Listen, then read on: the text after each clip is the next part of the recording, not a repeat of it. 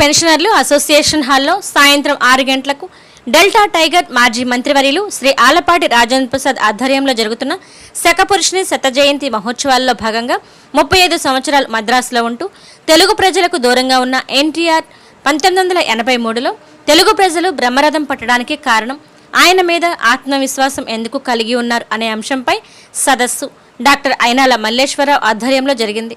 Doctor Borra Sai Madhav NTR చిత్రపటానికి పూలమాల వేసి కార్యక్రమాన్ని ప్రారంభించారు. వక్తలు శ్రీ నన్నపనేని సుధాకర్ మాట్లాడుతూ మరొక 100 సంవత్సరాలకి ఆయన మనకు మార్గదర్శకంగా నిలిచారని, సామాజిక సేవా కార్యక్రమాల ద్వారా ప్రజలకు దగ్గరయ్యారని ప్రసంగించారు. శ్రీ వీరమాచినేని వెంకటేశ్వరరావు మాట్లాడుతూ తన సినిమా పాత్రల ద్వారానే తనొక మంచి నాయకుడనే విశ్వాసాన్ని కలిగించారని ప్రసంగించారు. శ్రీ పొన్నపల్లి గోపాలకృష్ణమూర్తి మాట్లాడుతూ ఆయన ఎన్నో పాత్రలు ధరించిన రాముడు కృష్ణుడు పాత్రలతో ప్రజల మనసులను మెప్పించి రాముని లాంటి పాలనను అందిస్తారని నమ్మకాన్ని కలిగించారని మాట్లాడారు.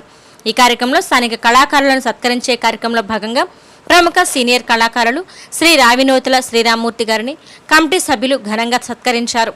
వీరితో పాటు వక్తలను కూడా సత్కరించడం జరిగింది. ఈ కార్యక్రమంలో చెరుకుమల్లి సింగారావు, తాడుబైన హరిప్రసాద్, చుక్కపల్లి పెద్దబాబు, దేవరపల్లి భవానీ, అలపర్తి వెంకటేశ్వరరావు, గుంటుపల్లి వసంత యామిని, ఎన్టీఆర్ జగన్, పూసలపాటి మాలకొండమరాజు, దగ్గర శ్రీనివాస్ తదితరులు మరియు ప్రేక్షకులు పాల్గొన్నారు.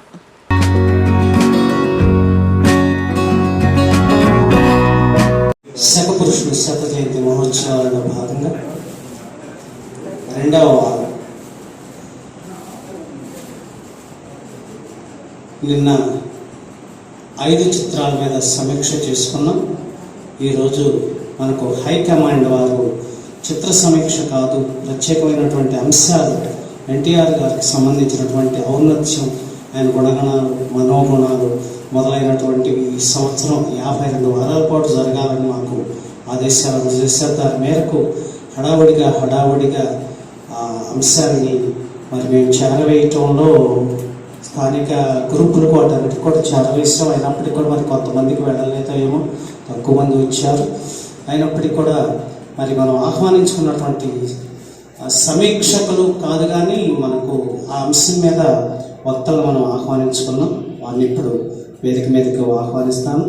దయచేసి ఈ కార్యక్రమానికి మాకు అన్ని విధాలా సహకరిస్తున్నటువంటి ఈ హైకమాండ్, ఈ శత జయంతి ఉత్సవాల కమిటీ మాజీ మంత్రివర్యులు శ్రీ ఆలపాటి రాజేంద్ర ప్రసాద్ గారికి, మమ్మల్ని వారు అట్లాగే దీనికి డిజైన్ చేసినటువంటి మన డాక్టర్ సాయి మాధవ్ బుర్రా గారు, వీరి కనుసన్నల్లో నడుస్తున్నటువంటి ఈ కార్యక్రమం ఈరోజు కూడా దిగ్విజయం అవుతుందని మేము ఆశిస్తూ కార్యక్రమాన్ని ప్రారంభించుకుందాం. మొట్టమొదటి అంశం, సాయి గారు, డాక్టర్ సాయి మాధవ్ బుర్రా గారు ఒక 2-3 రాత్రులు హైదరాబాద్లో శ్రమించి చిత్ర సమీక్షలు అనేటటువంటిది కాకుండా ఆయన జనంలోకి, ఆయన ఔన్నత్యాన్ని జనంలోకి తీసుకువెళ్ళి, ఆయన వైశిష్ట్యాన్ని జనంలోకి తీసుకెళ్లే కార్యక్రమాన్ని రూపొందిస్తే బాగుంటుంది అని అనుకున్నారట. అనుకున్నదే తడవుగా 2 రాత్రుల్లో ఏమో శ్రమించి దాదాపు 52 వారాలకు సరిపోయేటటువంటి అంశాలు వారు రూపొందించారు. చక్కగా ఎటువంటి అంశాలను జనంలోకి తీసుకువెళ్ళాలి. దానిలో మొట్టమొదటిసారిగా మనకి ఈరోజు అంశం 35 సంవత్సరములు మద్రాసులో ఉండి తెలుగు ప్రజలకు దూరంగా ఉన్నప్పటికీ కూడా ఎన్టీఆర్ గారికి 1983లో తెలుగు ప్రజలు బ్రహ్మరథం పట్టడానికి కారణం ఏంటి? 35 సంవత్సరాలు మనకు దూరంగా ఉండి ఆలాక్షణం 82లో వచ్చి 83లో తెలుగుదేశం పార్టీ పెట్టినప్పుడు అంత బ్రహ్మరథం పట్టడానికి ఆయన అంత నమ్మకం, విశ్వాసాన్ని ఎలా కలిగించారు? ఆయన మీద అంత విశ్వాసం తెలుగు ప్రజలకు ఎందుకు కలిగింది? ఇది సంక్షిప్తంగా వారు మనకి ఇచ్చినటువంటి అంశం. దాన్ని వక్తలకు మేము దాన్ని పరిచయం చేశాం.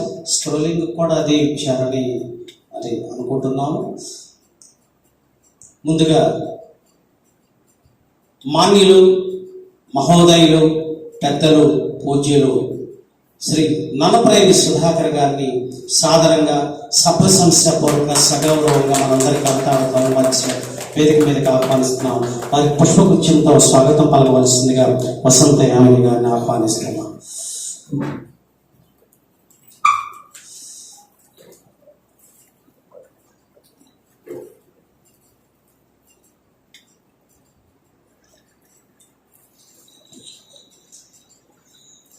మరొక వక్త పెద్దలు గౌరవనీయులు శ్రీ వీరమాసినేని వెంకటేశ్వరరావు గారు మన మధ్య ఉన్నారు. వారు సంగం జగర్లమూడి వాస్తవ్యులు, పెద్దలు, వ్యవసాయ కుటుంబంలో ఉన్నటువంటి వారు. విశేషించి ఆ రోజుల్లోని ఎంఎస్సి కెమిస్ట్రీ చేసినటువంటి మంచి విద్యావేత్త, అధ్యాపకులుగా చాలా కాలం పనిచేశారు. వారు అధ్యాపకులుగా ఒక 10 సంవత్సరాల పాటు సామాజిక సేవా కార్యక్రమాల్లో బాగా నిమగ్నం అయ్యారు. మరి తెలుగుదేశం పార్టీ స్థాపించినప్పటి నుండి అంటే 1982 నుండి కూడా అప్పటి నుండి ఎన్టీఆర్ గారికి వీరాభిమానిగా ఉంటూ జిల్లా పార్టీ కార్యదర్శిగాను, మండల పార్టీ కార్యదర్శిగాను 10-15 సంవత్సరాల పాటు ఈ 3 నియోజకవర్గాల్లో వారు పార్టీకి సేవలు అందించారు. వారిని మనం ఈరోజు ఆహ్వానించుకున్నాం. వారి శ్రీ వీరమాసినేని వెంకటేశ్వరరావు గారు వారిని సాధారణంగా వేదిక మీదకు తోడుకొని రావాల్సిందిగా ఆశ.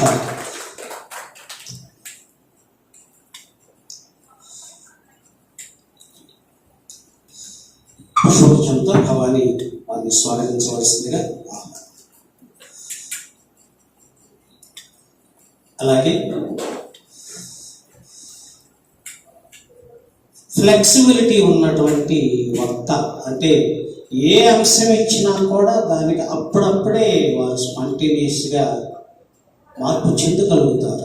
ఆ నమ్మకంతో మనం చిత్ర సమీక్షకు వారిని మొట్టమొదట మనం ఎన్నుకున్నాం, వారిని ఎంపిక చేసుకున్నాం. శ్రీ పొన్నపల్లి గోపాలకృష్ణమూర్తి గారిని ఒక చిత్ర సమీక్ష అనుకోవడం. కానీ ఇలా కాదండి, సాయి గారు మాకు ఇట్లా సూచన చేశారు అంటే తప్పనిసరిగా మనం దాన్ని అయినా సరే అది మంచి అంశం అయి ఉంటుంది, నేను కూడా పార్టిసిపేట్ చేస్తామంటే ఇప్పుడు అన్నదమ్ముల అనుబంధం అనే చిత్ర సమీక్ష అవి తీసేసుకొని ఈ సమీక్షకు బాగా ప్రిపేర్ అయ్యి మంచి వక్తగా ఉన్నటువంటి మరి మంచి విద్వత్ కవి, పాటల రచయిత, విశేషించి సాహితీ సభల్లో విస్తృతంగా పాల్గొంటున్నటువంటి మన స్థానిక విద్వత్ కవి, సుకవి శ్రీ పొన్నపల్లి గోపాలకృష్ణమూర్తి గారు వారిని ఈరోజు ఈ అంశాన్ని ప్రసంగించేటందుకు సాధారణంగా ఆహ్వానించారు. వసంత యామిని గారు విచ్చేసి వారికి స్వాగత సుమాంజలి తెలియజేస్తారు. పుష్పగుచ్చం అందజేసి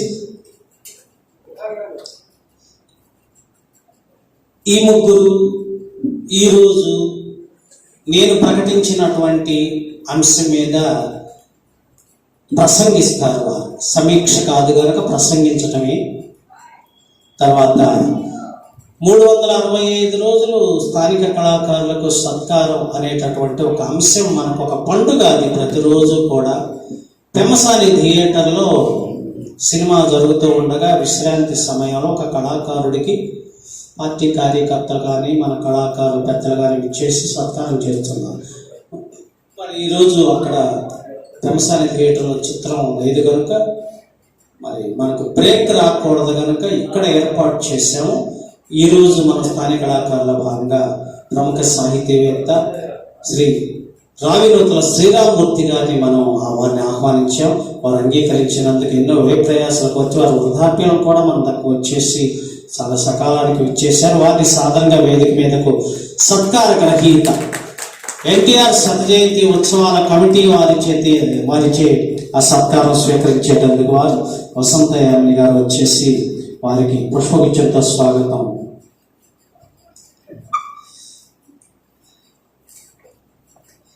ఇక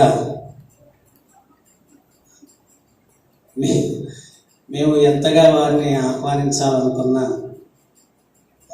మీరు కొనసాగించండి అని మాకు ఆజ్ఞాపించారు కనుక నేను వారిని బుర్రా సాయి మాధవ్ గారు మాకు సభలో ఉన్నారు.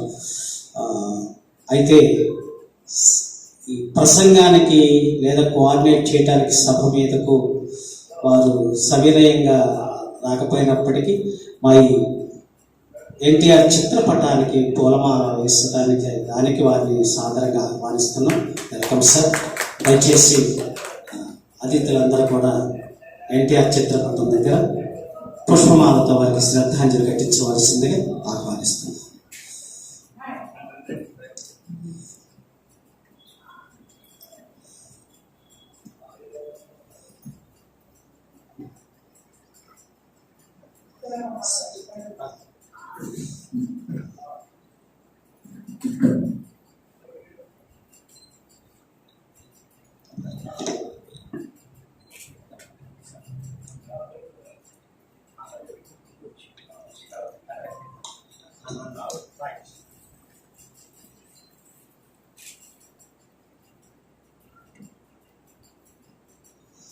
ధన్యవాదాలు.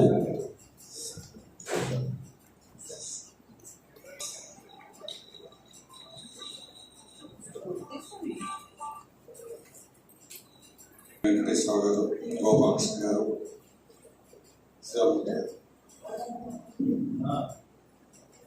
ఈ సమావేశానికి విచ్చేసిన సాయి మాధవ్ గారు, హరిప్రసాద్, అందరికీ ముందుగా నా నమస్కారాలు.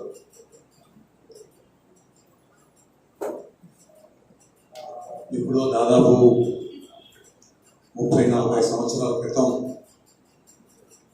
సినిమా ఇండస్ట్రీలో ఉంటూ అంతో ఎంతో ఎన్టీ రామారావు గారితో పరిచయం అనలేం, కానీ ఒక గౌరవనీయ వ్యక్తిని కలుసుకొని 2-3 సందర్భాల్లో సంపాదించిన అవకాశం కలిగినందుకు ధన్యవాదాలు తెలియజేస్తూ, అట్లాగే 1983వ సంవత్సరంలో తెలుగుదేశం పార్టీలో చేరడానికి మేమందరం రామకృష్ణ స్టూడియోకి తెనాలి నుంచి కొంతమంది పెద్దలు, మాకు ఆ రోజుల్లో పెద్దరికం వహిస్తున్న తాళూరు సుబ్బారావు గారు కానీ, వేమూరి నుంచి లంకా సుబ్బారావు గారు కానీ, ఇట్లాంటి పెద్దలతో కొంతమందితో కలిసి ఆయన్ని దర్శించుకోవడం జరిగింది. ఆయన అన్నమాట ఈరోజు కూడా నాకు గుర్తుంది. బ్రదర్, మేమందరం రాష్ట్ర ప్రగతి కోసం, రాష్ట్ర సంక్షేమం కోసం ఎంతో అవకాశాలు సంపాదించుకునే మార్గాలు ఉన్న సినిమా ఇండస్ట్రీని వదిలేసి మేము రావడం జరిగింది. మరి అదే కోవలో మీరు కూడా రాగలరా అని ప్రశ్నించడం జరిగింది. వయసు రీత్యా ఆ రోజుల్లో దాదాపు నాకు 26-27 సంవత్సరాలు ఉంటాయి. ఆ సంవత్సరాల సమయంలో ఎంతో ఆశతో, ఎంతో కోరికతో కష్టాలని అధిగమించి ఇంద్రధనుస్సు సినిమా తీయడానికి మేము అక్కడ ప్రయత్నాలు ప్రారంభించే సమయం అది. కొంచెం జరిగిపోయింది, సినిమా తీసాం, సినిమా సక్సెస్ఫుల్గా వచ్చింది, బాగుంది అనే టైంలో ఈ పిలుపు ఎన్టీ రామారావు గారు పిలవటం, దానికి బహుశా తెనాలిలో మొదటిగా చేరిన బ్యాచ్లో నేను కూడా ఉన్నాననుకుంటాను. అటువంటి నేపథ్యంలో ఒక్కసారి ఎన్టీ రామారావు గారి గురించి సాయి మాధవ్ గారు చెప్పినట్టుగా 35 సంవత్సరాలు తెలుగు ప్రజలకు దూరంగా మద్రాస్ రాష్ట్రంలో ఉంటూ మరి ఏమి సేవ చేశారని, ఏ రకమైన అంకిత భావం ఉందని తెలుగు ప్రజలు 1983వ సంవత్సరంలో జరిగిన ఎన్నికల్లో 294 సీట్లకు గాను 204 సీట్లు ఇచ్చి అధికారం కట్టబెట్టారు అనే ప్రశ్న మన ముందు ఉంది. అది సామాన్యంగా అందరూ మాట్లాడుకునేది ఆ రోజు కాంగ్రెస్ పరిపాలనలో దుష్ట చర్యగా నుండి, లేకపోతే రాష్ట్ర సమగ్రతని, ప్రజల సంక్షేమాల గురించి పట్టించుకోకుండా ఢిల్లీ పొరవీధుల్లో రాష్ట్రం యొక్క, తెలుగు జాతి యొక్క పరువు ప్రతిష్టల్ని అడ్డంగా అమ్మేస్తున్నారు అనే భావన కలిగించే మాట అందరూ చెప్పుకుంటాం. అది వాస్తవమే, కాదంటలేదు. కానీ ఎన్టీ రామారావు గారు ఒక నటుడు. ఆ నటుడు ఒక పార్టీ పెడితే ఆ పార్టీని అంతగా ఆదరించడానికి, అంటే ఒక వ్యక్తి పట్ల విపరీతమైన అభిమానం, విపరీతమైన ప్రేమ లేకపోతే అంతగా విశ్వసించే విషయాలు మనకు కనిపించవు. అందున నేను అనుకున్న పరిస్థితుల్లో 1980 నుంచి రాష్ట్ర రాజకీయాల్లో పెనుమార్పులు వచ్చాయి. అంతకుముందు రాజకీయ నాయకులు మాట్లాడినా లేకపోతే ఎవరు మాట్లాడినా ఎనాలిసిస్ ఉండేది, ఎనాలిటికల్గా స్పీచెస్ ఉండేది. నేను ఈ రాష్ట్రానికి ఈ ప్రాంతానికి ఈ రకమైన అభివృద్ధి చేశాను, ఎదుటివారు ఏం చేశారు అనే మాటల్లో సంస్కారయుతంగా సంభాషణలు జరిగాయి. సరే, ఇప్పుడు మనం చూస్తున్నాం, దాని నుంచి పోవటం అవసరం. కానీ ఎన్టీ రామారావు గారు నటుడిగా రావడానికి ముందు మనందరికీ తెలిసిన విషయమే. నెమ్మకూరులో 1923 సంవత్సరం మే నెలలో 28వ తారీఖున జన్మించారు. ఆయన విద్యాభ్యాసం అంతా తల్లిదండ్రుల దగ్గర కాకుండా మేనమామల దగ్గర జరగటం, విజయవాడలో స్కూలు ఇంటర్మీడియట్ ఎడ్యుకేషన్ 1940లో పూర్తి చేయటం, అక్కడి నుంచి ఎస్ఎస్ఆర్ అండ్ సివిఆర్ కళాశాలలో కానీ బేసీ కళాశాలలో కానీ 1947వ సంవత్సరంలో వారు తన డిగ్రీ కంప్లీట్ చేశారు. నాకు గుర్తున్నంత వరకు మాటల సందర్భంలో మన కొడియేటి రోషయ్య గారు, ఎన్టీ రామారావు గారు ఒకే క్లాస్ కానీ ఒకే కాలేజీలో కానీ చదువుకుంటున్నారు. ఒకే సందర్భంలో జరిగిన సందర్భం. ఆయన నేను అనుకోవటం, నటుడుగా ఎన్టీ రామారావు గారు అంత విపరీతమైన కోరిక ఉన్నట్లు కనిపించదు నాకు. అందగాడు, ఆజానుబాహుడు, మంచి కంఠం, చూసేవారికి ఆకర్షించగలే వ్యక్తిత్వం, వీటన్నిటిని చూసి తోటి సహచరులు, ఉద్యోగులు, ఆయన సబ్ రిజిస్ట్రార్ ఆఫీస్లో ఉద్యోగంగా చేరి కేవలం 3 వారాలు మాత్రమే అక్కడ పనిచేశారు. ఆ సందర్భంలో అందరి ప్రోత్సాహంతో ఆయన ప్రయత్నాలు నాటక రంగంలో పెట్టడానికి, ఆ తర్వాత సినిమా రంగంలో పెట్టడానికి ఆస్కారం కల్పించింది అని నేను అనుకుంటున్నాను. సరే, ఆయన వ్యక్తిత్వ లక్షణాలని అంటే ఈ టాపిక్లో మాట్లాడుకోవడానికి 2 రకాలుగా విభజించుకోవాలనుకున్నాను. ఒకటి, ఎన్టీ రామారావు గారి నటనకు ముందు ఎన్టీ రామారావు గారు, నటుడిగా ఎన్టీ రామారావు గారు, రాజకీయ రంగంలో ఎన్టీ రామారావు గారు. ఇప్పుడు మనకు రాజకీయ రంగ సమస్య లేదు కాబట్టి అతన్ని, ఎన్టీ రామారావు అనే వ్యక్తిని ఎందుకు అంత విపరీతంగా ప్రేమించారు అనే మాట గురించి మాట్లాడుకోవాల్సిన అవసరం ఉంది. సో నటన లేకపోతే సినిమా రంగంలో రావడానికి ముందు ఎన్టీ రామారావు మనలాగానే సామాన్యుడే, మామూలు మనిషి. అయితే 1949వ సంవత్సరం అనుకుంటాను, ఎల్వి ప్రసాద్ గారి దర్శకత్వంలో మన దేశం అనే సినిమా, అందులో మొదటిసారిగా నటించడం ఆయన అవకాశం కలిగింది. అక్కడి నుంచి ఆయన వెనక్కి తిరిగి చూసిన పరిస్థితి రాదు. ఎందుకంటే దానికి కారణం ఆయన యొక్క రూపం, ఏ పాత్రలో అయినా ఇమిడిపోగలిగిన లక్షణం, తెలుగు భాష మీద పట్టుండి ఎటువంటి సంభాషణ, ఎటువంటి మాటలైనా, క్లిష్టకరమైన మాటలైనా అలవోకగా చెప్పగలిగిన అవకాశం ఉన్న వ్యక్తి. అందువల్ల చాలామంది నార్మల్గానే ఆకర్షించబడ్డారు. అంతేకాకుండా ఆయన ఇప్పుడు మన ముఖ్యమంత్రి చంద్రబాబు గారి లాగా, అంటే చంద్రబాబు గారు ఒక రకమైన క్రమశిక్షణతో ఉంటున్నారు, ఆయన ఇంకో రకమైన క్రమశిక్షణ. ఆయన 3 గంటల 45 నిమిషాలకు 3:30కు బ్రహ్మముహూర్తం అంటారు. ఆ ముహూర్తంలోనే తన జీవనాన్ని సాగిస్తారు, మొదలు పెడతారు. ప్రతిరోజు ఆయన చేసే కార్యక్రమం ప్రారంభమైంది ఆ పర్టికులర్ సమయంలో. ఆ సమయంలో చేసి యోగా చేసిన, ఆసనాలు వేసిన, ఆరోగ్యాన్ని పరిరక్షించుకుంటూ ఆయన ప్రారంభించుకోవడం, జీవనచర్యను ప్రారంభించుకోవడం గమనించిన మాట వాస్తవం.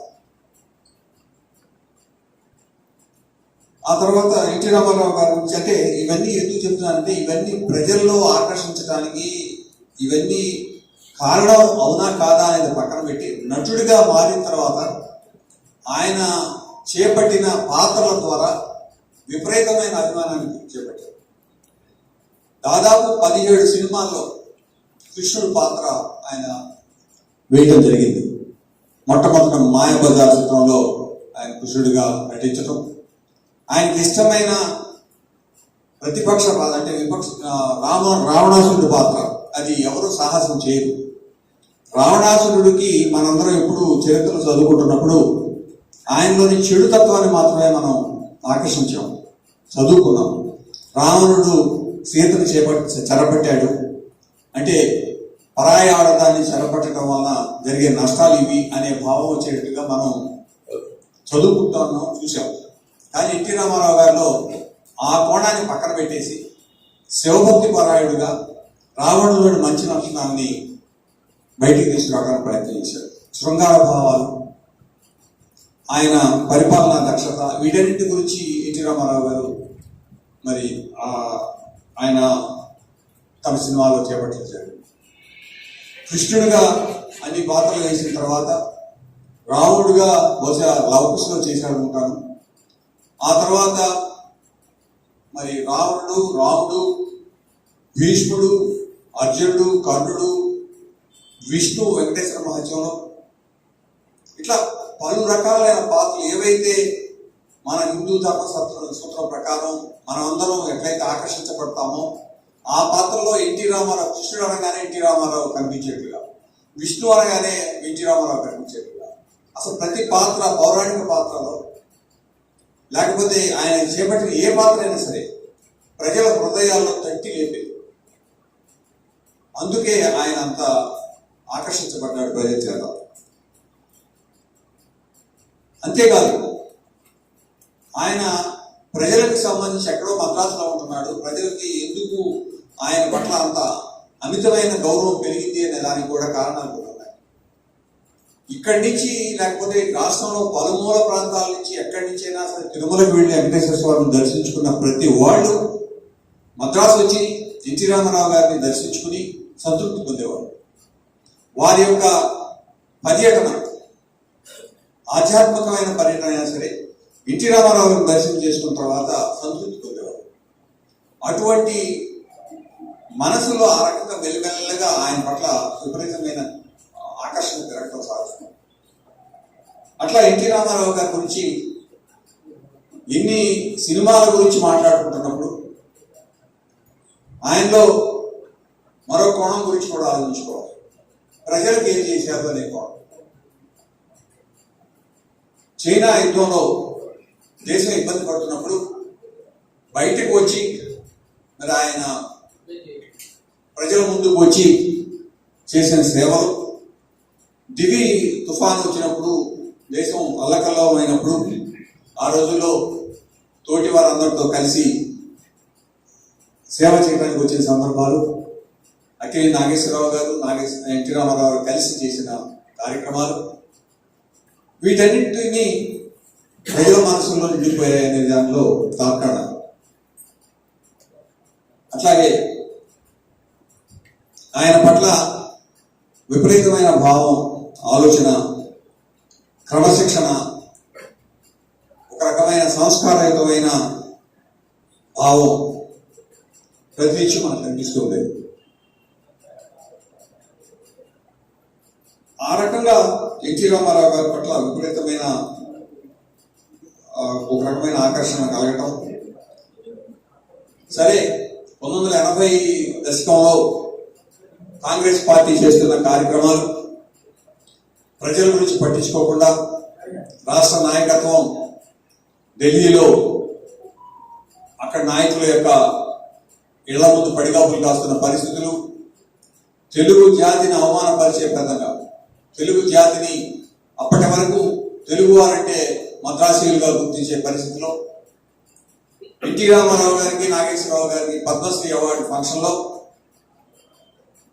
కరెక్ట్ ఆ రోజుల్లో ఇందిరాగాంధీ గారు ప్రధానమంత్రిగా ఉన్నప్పుడు ఎన్టీ రామారావు గారిని, నాగేశ్వరరావు గారిని ఉద్దేశించినప్పుడు ఆయన మద్రాసీయులుగా పరిచయం చేశారు.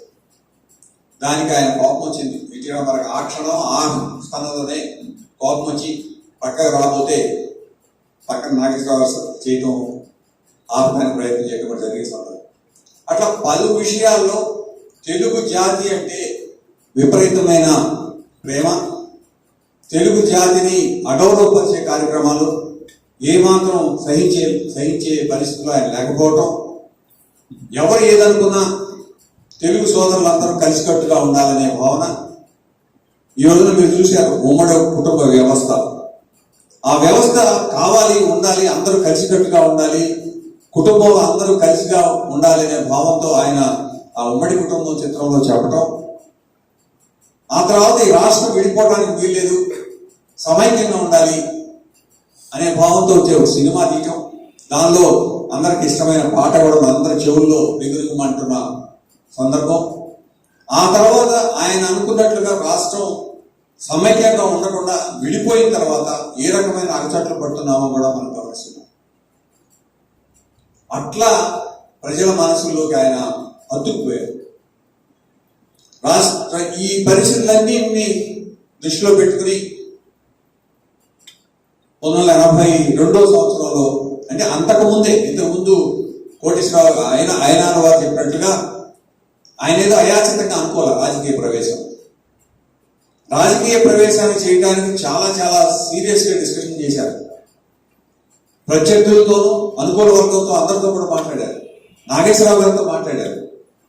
నాగేశ్వరరావు గారు మాట్లాడినప్పుడు నాగేశ్వరరావు గారి మాటలు, బ్రదర్ నువ్వు అసలు నీకు డిప్లొమసీ తెలీదు, ముక్కుసూటిగా మాట్లాడతావు, ఎదుటివాడిని కష్టపడేట్లుగా మాట్లాడటం కూడా జరుగుతుంది, రాజకీయంలో ఇది సాధ్యం కాదు. నాకు ఎంతో మంది ముఖ్యమంత్రుల పరిచయాలు ఉన్నాయి, రాష్ట్ర రాజకీయాలతో కేంద్ర రాజకీయాలతో పరిచయాలు ఉన్నాయి, నీకన్నా నేను బెటర్గా రాణిస్తాను రాజకీయాల్లో, అయినా నాకు ఇంట్రెస్ట్ లేదనే మాట ఆయన ఎన్టీ రామారావు గారు చెప్పిన మాటలు కూడా తెలిసిన విషయం. కృష్ణ గారితో మాట్లాడారు. ఇట్లా ప్రతి వ్యక్తిని వారిని రమ్మని బలవంతం చేయలేదు, కానీ వారి సలహా సంప్రదింపులు మాత్రం తీసుకున్న సందర్భాలు. అటువంటి పరిస్థితుల్లో రాష్ట్రంలో ప్రజల సంక్షేమం గురించి కానీ, ప్రజల ఆరోగ్యం గురించి కానీ, అభివృద్ధి గురించి కానీ పట్టించుకోని పరిస్థితుల్లో రాష్ట్రం తెలుగు జాతి మొత్తాన్ని అగౌరవపరిచి అవమానపరిచే పరిస్థితుల్లో ఈ జాతిని కాపాడుకోవాలి, ఆత్మగౌరవాన్ని మనం సాధించుకోవాలి, దీన్ని ఏ రకం ఎన్ని కష్టాలైనా నష్టాలైనా ఇప్పటి వరకు నాకు ఇచ్చిన తెలుగు జాతి సోదరులందరూ నాకు ఇచ్చిన దానికి తిరిగి నేను ఇవ్వవలసిన అవసరం వచ్చింది అనే భావన కలిగించేట్లుగా ఆయన 1982 సంవత్సరంలో ఎమ్మెల్యే క్వార్టర్స్లో తెలుగుదేశం పార్టీని స్థాపించడం జరిగింది. అప్పటి నుంచి చైతన్య రథాన్ని రెడీ చేసుకుని ఆ రథం పల్లెలకు గ్రామాలకు తిరుగుతూ దాదాపు 75,000 కిలోమీటర్లు ప్రయాణం చేసిన సందర్భం. ప్రతి ఒక్క వ్యక్తిని తట్టి లేపి, తెలుగు లేవరా అనే పద్ధతితో ప్రతి ఒక్కరిని తట్టి లేపి వారిలోని ఆ బాధని మైమర్చేట్లుగా, నేనున్నాను అనే భావంతో కలిగించేట్లుగా ఆయన ప్రయాణం చేసి ఆ రోజు స్వర్గీయ నందమూరి హరికృష్ణ రథ సారథ్యం వహిస్తే 75,000 కిలోమీటర్లు రోడ్డు పక్కనే స్నానం చేయటం, రోడ్డు పక్కనే భోజనం చేయటం, అక్కడే కాలకృత్యాలు నిర్వహించుకోవటం, అన్ని కార్యక్రమాలు ఇవన్నీ గుర్తు రావడానికి కారణం ఈనాడు పేపర్లో ఎప్పటికప్పుడు ఫోటోస్తో సహా వచ్చి ఉండేది. అంత ఏదో ఆషామాషిగా మాత్రం రాజకీయ ప్రవేశం చేయలేం. ఏదో తన వంతు కర్తవ్యంగా రాష్ట్రాన్ని సరైన పద్ధతిలో గాడిలో పెట్టాలి, ప్రజాస్వామ్యంగా లౌకికవాదంతో కులమత వ్యవస్థకి దూరంగా ఏవైతే కష్టాలు పడుతున్నారో వాటన్నిటినీ నిర్మూలించడానికి ప్రజలు సమైక్యంగా ఉండాలి, చక్కగా జీవనం సాగించాలి, సోదరభావంతో జీవనం సాగించాలి, కులమత వర్గ వైషమ్యానికి దూరంగా ప్రశాంతమైన జీవనం సాగించాలనే భావంతో ఆయన రాష్ట్ర రాజకీయాల్లో అడుగుపెట్టాడు. అధికారం కేవలం పరమావధి కాదు ఆయన భావంలో. తను చేయదలుచుకున్న పని ఏదో ఒక రకంగా తనకు ప్రజలతోకి ఇంత మేలు చేశారు, ఇంత స్టేజ్ తీసుకొచ్చారు, వారికి తిరిగి నేను ఇవ్వాలి, వారికి ఆనందంగా గడిపే జీవనాన్ని ఇవ్వాలి అనే భావనతో రాజకీయాల్లో రావడం జరిగింది. వచ్చిన 83 ఎన్నికలు జరిగాయి. దానిలో 294 సీట్లు ఉన్నాయి మనకు ఆ రోజుల్లో. 202, 204 సీట్లు ప్రజలందరూ కలిసి గెలిపించారు. అంతటి మెజారిటీ కానీ అంతటి అభిమానం కానీ ఎన్టీ రామారావు పట్ల ప్రజలకు కలగడానికి కారణం ఆయన యొక్క జీవన శైలి, ప్రజల పట్ల, ప్రజాస్వామ్య విలువల పట్ల, కుటుంబ వ్యవస్థ పట్ల, రాష్ట్రం పట్ల, ప్రజల యొక్క బాగోగుల పట్ల మద్రాసు జీవనం సాగించినప్పటికీ, అక్కడ ఉన్నప్పటికీ ప్రతి క్షణం ఇక్కడ ఉన్నట్లుగా భావిస్తూ ఆయన చేసిన సేవల గురించి ప్రజలు పూర్తిగా విశ్వసించారు కాబట్టి, పూర్తిగా నమ్మారు కాబట్టి ఆయనకి ఆ రకమైన పూర్తి అభిమానంతో అధికారంలో తీసుకురావడం జరిగింది. సో ఇప్పటి వరకు మన టాపిక్ ఇంతవరకే పరిమితి అయింది కాబట్టి అధికారం వచ్చిన తర్వాత ఆయన చేసిన చేష్టల గురించి, చేసిన ప్రయత్నాల గురించి, లేకపోతే తెలంగాణ ప్రాంతంలో పటవారీ రద్దుల గురించి, లేకపోతే కొన్ని పరిస్థితులు వాటన్నిటి గురించి మనం మాట్లాడుకోవాల్సిన అవసరం లేదు. ఇంతవరకు ఎన్టీ రామారావు అనే వ్యక్తి, మహోన్నతమైన వ్యక్తి, తెలుగు ప్రజల ఆశాజ్యోతి, అన్నాను ఆప్యాయంగా పిలుచుకునే వ్యక్తి, తను నమ్మిన సిద్ధాంతాన్ని మొక్కవని ధైర్యంతో ఎదుర్కొనే వ్యక్తి, మనస్తత్వం కలిగిన వ్యక్తి.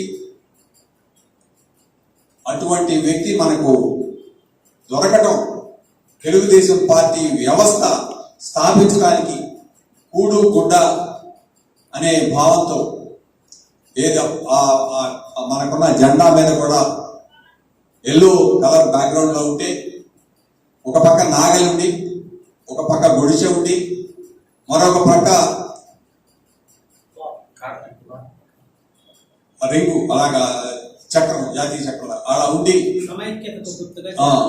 అవన్నీ ఉండి వాటన్నిటినీ దృష్టిలో పెట్టుకుని సైకిల్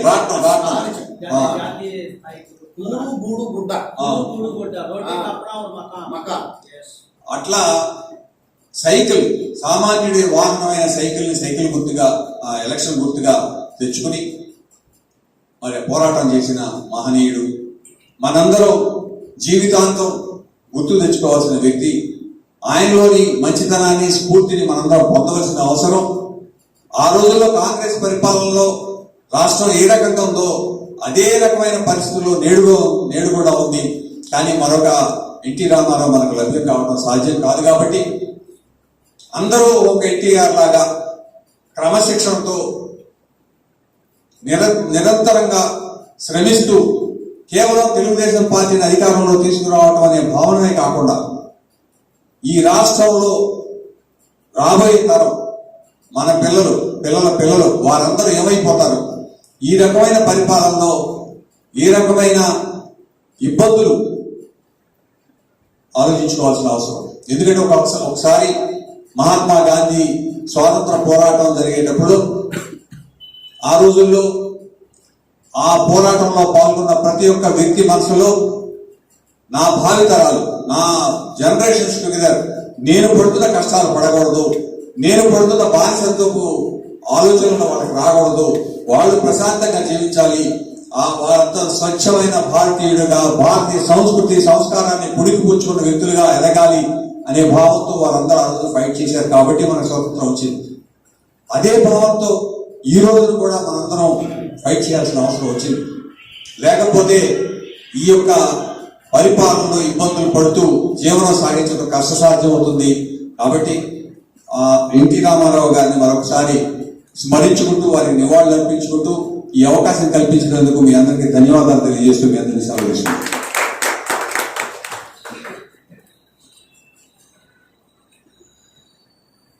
సాధారణంగా చరిత్రకెక్కినటువంటి వ్యక్తులు, ఆ వ్యక్తులు మాత్రమే సంతోషిస్తారు, లేదా వ్యక్తి ఫాలోవర్స్ వాళ్ళు ఎవరైనా ఉంటే సంతోషిస్తారు.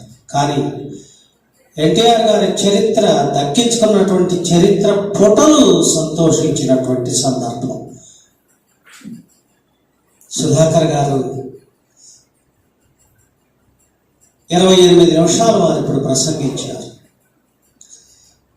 ఇంత బాగా ప్రజెంట్ చేస్తారని నేను ఊహించాను. తడుముకోకుండా సందర్భాలన్నింటినీ, సంఘటనలన్నింటినీ కూడా పూసగుచ్చినట్టు, ఒక మాలగా గుచ్చినట్టు ఆ సంఘటనలు, కొత్త విషయాలు కొన్ని సినిమా యాక్టర్లను కూడా సంప్రదించి పార్టీ పెట్టడానికి వాళ్ళు కొంతమంది డిస్కరేజ్ చేసినా కూడా తన విశ్వాసం, తన కాన్ఫిడెన్స్ తోటి తనకు ముందుకు వచ్చి 1983లో 294 సీట్లు కాదు 204 సీట్లకి బ్రహ్మరథం పట్టించుకున్న వ్యక్తిని గురించి వారు ఆవిష్కరించిన విధానం ఇక ముందు మరొక 100 సంవత్సరాలకి స్ఫూర్తి మనం అందించవలసి ఉన్నది అని వారు తెలియజేశారు. వారికి హృదయపూర్వకమైనటువంటి ధన్యవాదాలు తెలియజేసుకుంటూ, మరొక వక్త పెద్దలు, పూజ్యులు, గౌరవనీయులు శ్రీ వీరమాసినేని వెంకటేశ్వరరావు గారు వారు ఎన్టీఆర్ గారితో ఉన్నటువంటి అనుబంధాన్ని పంచుకుంటూనే మనకు ఆనాటి సంఘటనలు కొన్ని గుర్తు చేస్తారు.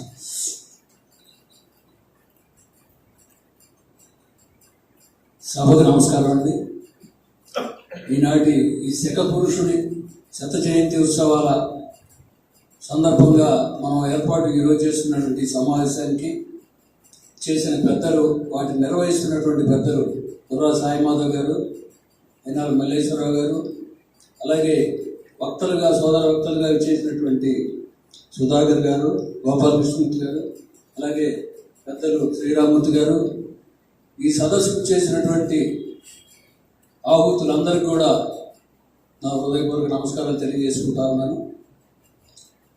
ఒక విషయం, ఒక మహాపురుషుడి గురించి చెప్పేటప్పుడు సుధాకర్ గారు లాంటి విద్యావేత్త మాట్లాడినాక మాబోటి సామాన్య రాజకీయాల్లో తిరిగే వాళ్ళకి కొంచెం మాట్లాడటం కొంచెం కష్టంగానే ఉంటుంది. కానీ మేము ఎంత చదువుకున్నా కూడా ఈ 40-50 సంవత్సరాలు ప్రజలతో మమేకమై ఈ రాజకీయాల్లో తిరగటం వలన అంత స్వచ్ఛమైన భాష నా దగ్గర ఉండకపోవచ్చు. కానీ నా భావ వ్యక్తీకరణకు ఈ వ్యవహారిక భాష కూడా సరిపోతుందనే ఉద్దేశంతో నేను ఈ కార్యక్రమానికి ఇచ్చేసాను.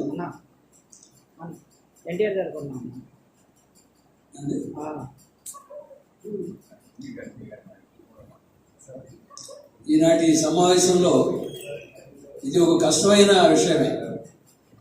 ఎన్టీ రామారావు గారు 82 ముందు ఆయన 35 సంవత్సరాలు మద్రాసులో స్థిర నివాసం ఏర్పరచుకుని నట జీవితంలో ఉంటూ ఆయన చేసిన జీవన ప్రయాణం కానివ్వండి, తరువాత 82లో రాజకీయ పార్టీ పెట్టి 83లో ఆయన దిగ్విజయంగా తన రాజకీయాలను పూర్తి చేయడం కానివ్వండి, ఇది ఒక కష్టమైన సబ్జెక్ట్ మాట్లాడాలంటే.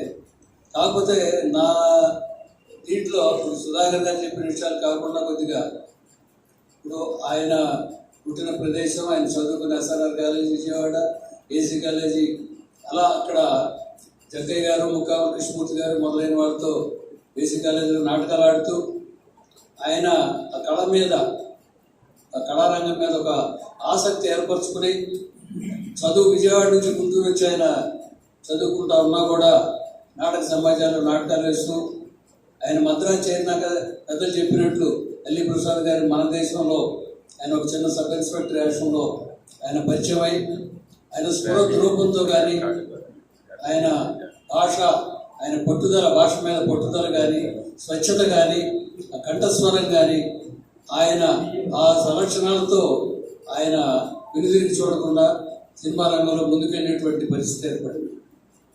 ఆ రోజున కేవీ రెడ్డి గారు పాతాళభైరవి సినిమా తీసేటప్పుడు ఆయన ఒక హీరో కోసం వెతికే సందర్భంలో అక్కినేని నాగేశ్వరరావు గారు, రామారావు గారు షెట్లాడే సందర్భంగా చెప్తారు పెద్దలు. ఈయన యొక్క రూపం ఇదంతా చూసి ఆయన రామారావు గారిని పాతాళభైరవి సినిమాకి సెలెక్ట్ చేసుకుని విజయ సంస్థ కింద ఆ రోజు షావుకారు ఒకటి తీశారు, నాగిరెడ్డి చక్రపాణి గారు.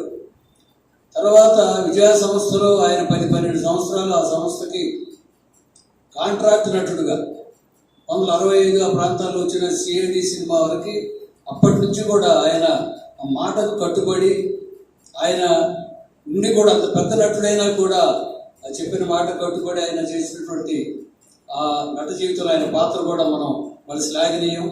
ప్రజలకు కూడా అదొక ముద్ర పడింది ప్రజల్లో. అది కూడా ఇప్పుడు తర్వాత పల్లెటూరు పిల్ల సినిమా తీసేటప్పుడు ఒక ఎద్దుతో ఫైట్, ఒరిజినల్గా ఫైట్ చేసేటప్పుడు ఆయనకి ముఖానికి గాయం జరగటం, ఇవన్నీ ప్రజల్లో ఆయన సాహసం డూప్ లేకుండా ఆయన నటించడం కూడా అదొక సాహస కృత్యంగా ప్రజలు భావించేవాళ్ళు. ఇవాళ ఆయన నటించిన సినిమాలు చెప్పుకోవాలంటే మనం ఒక 4 రకాలుగా మనం వేయించుకుంటాం సినిమాలను. జానపదాలు, సాంఘికాలు, చారిత్రక సినిమాలు, అలాగే పౌరాణికాలు.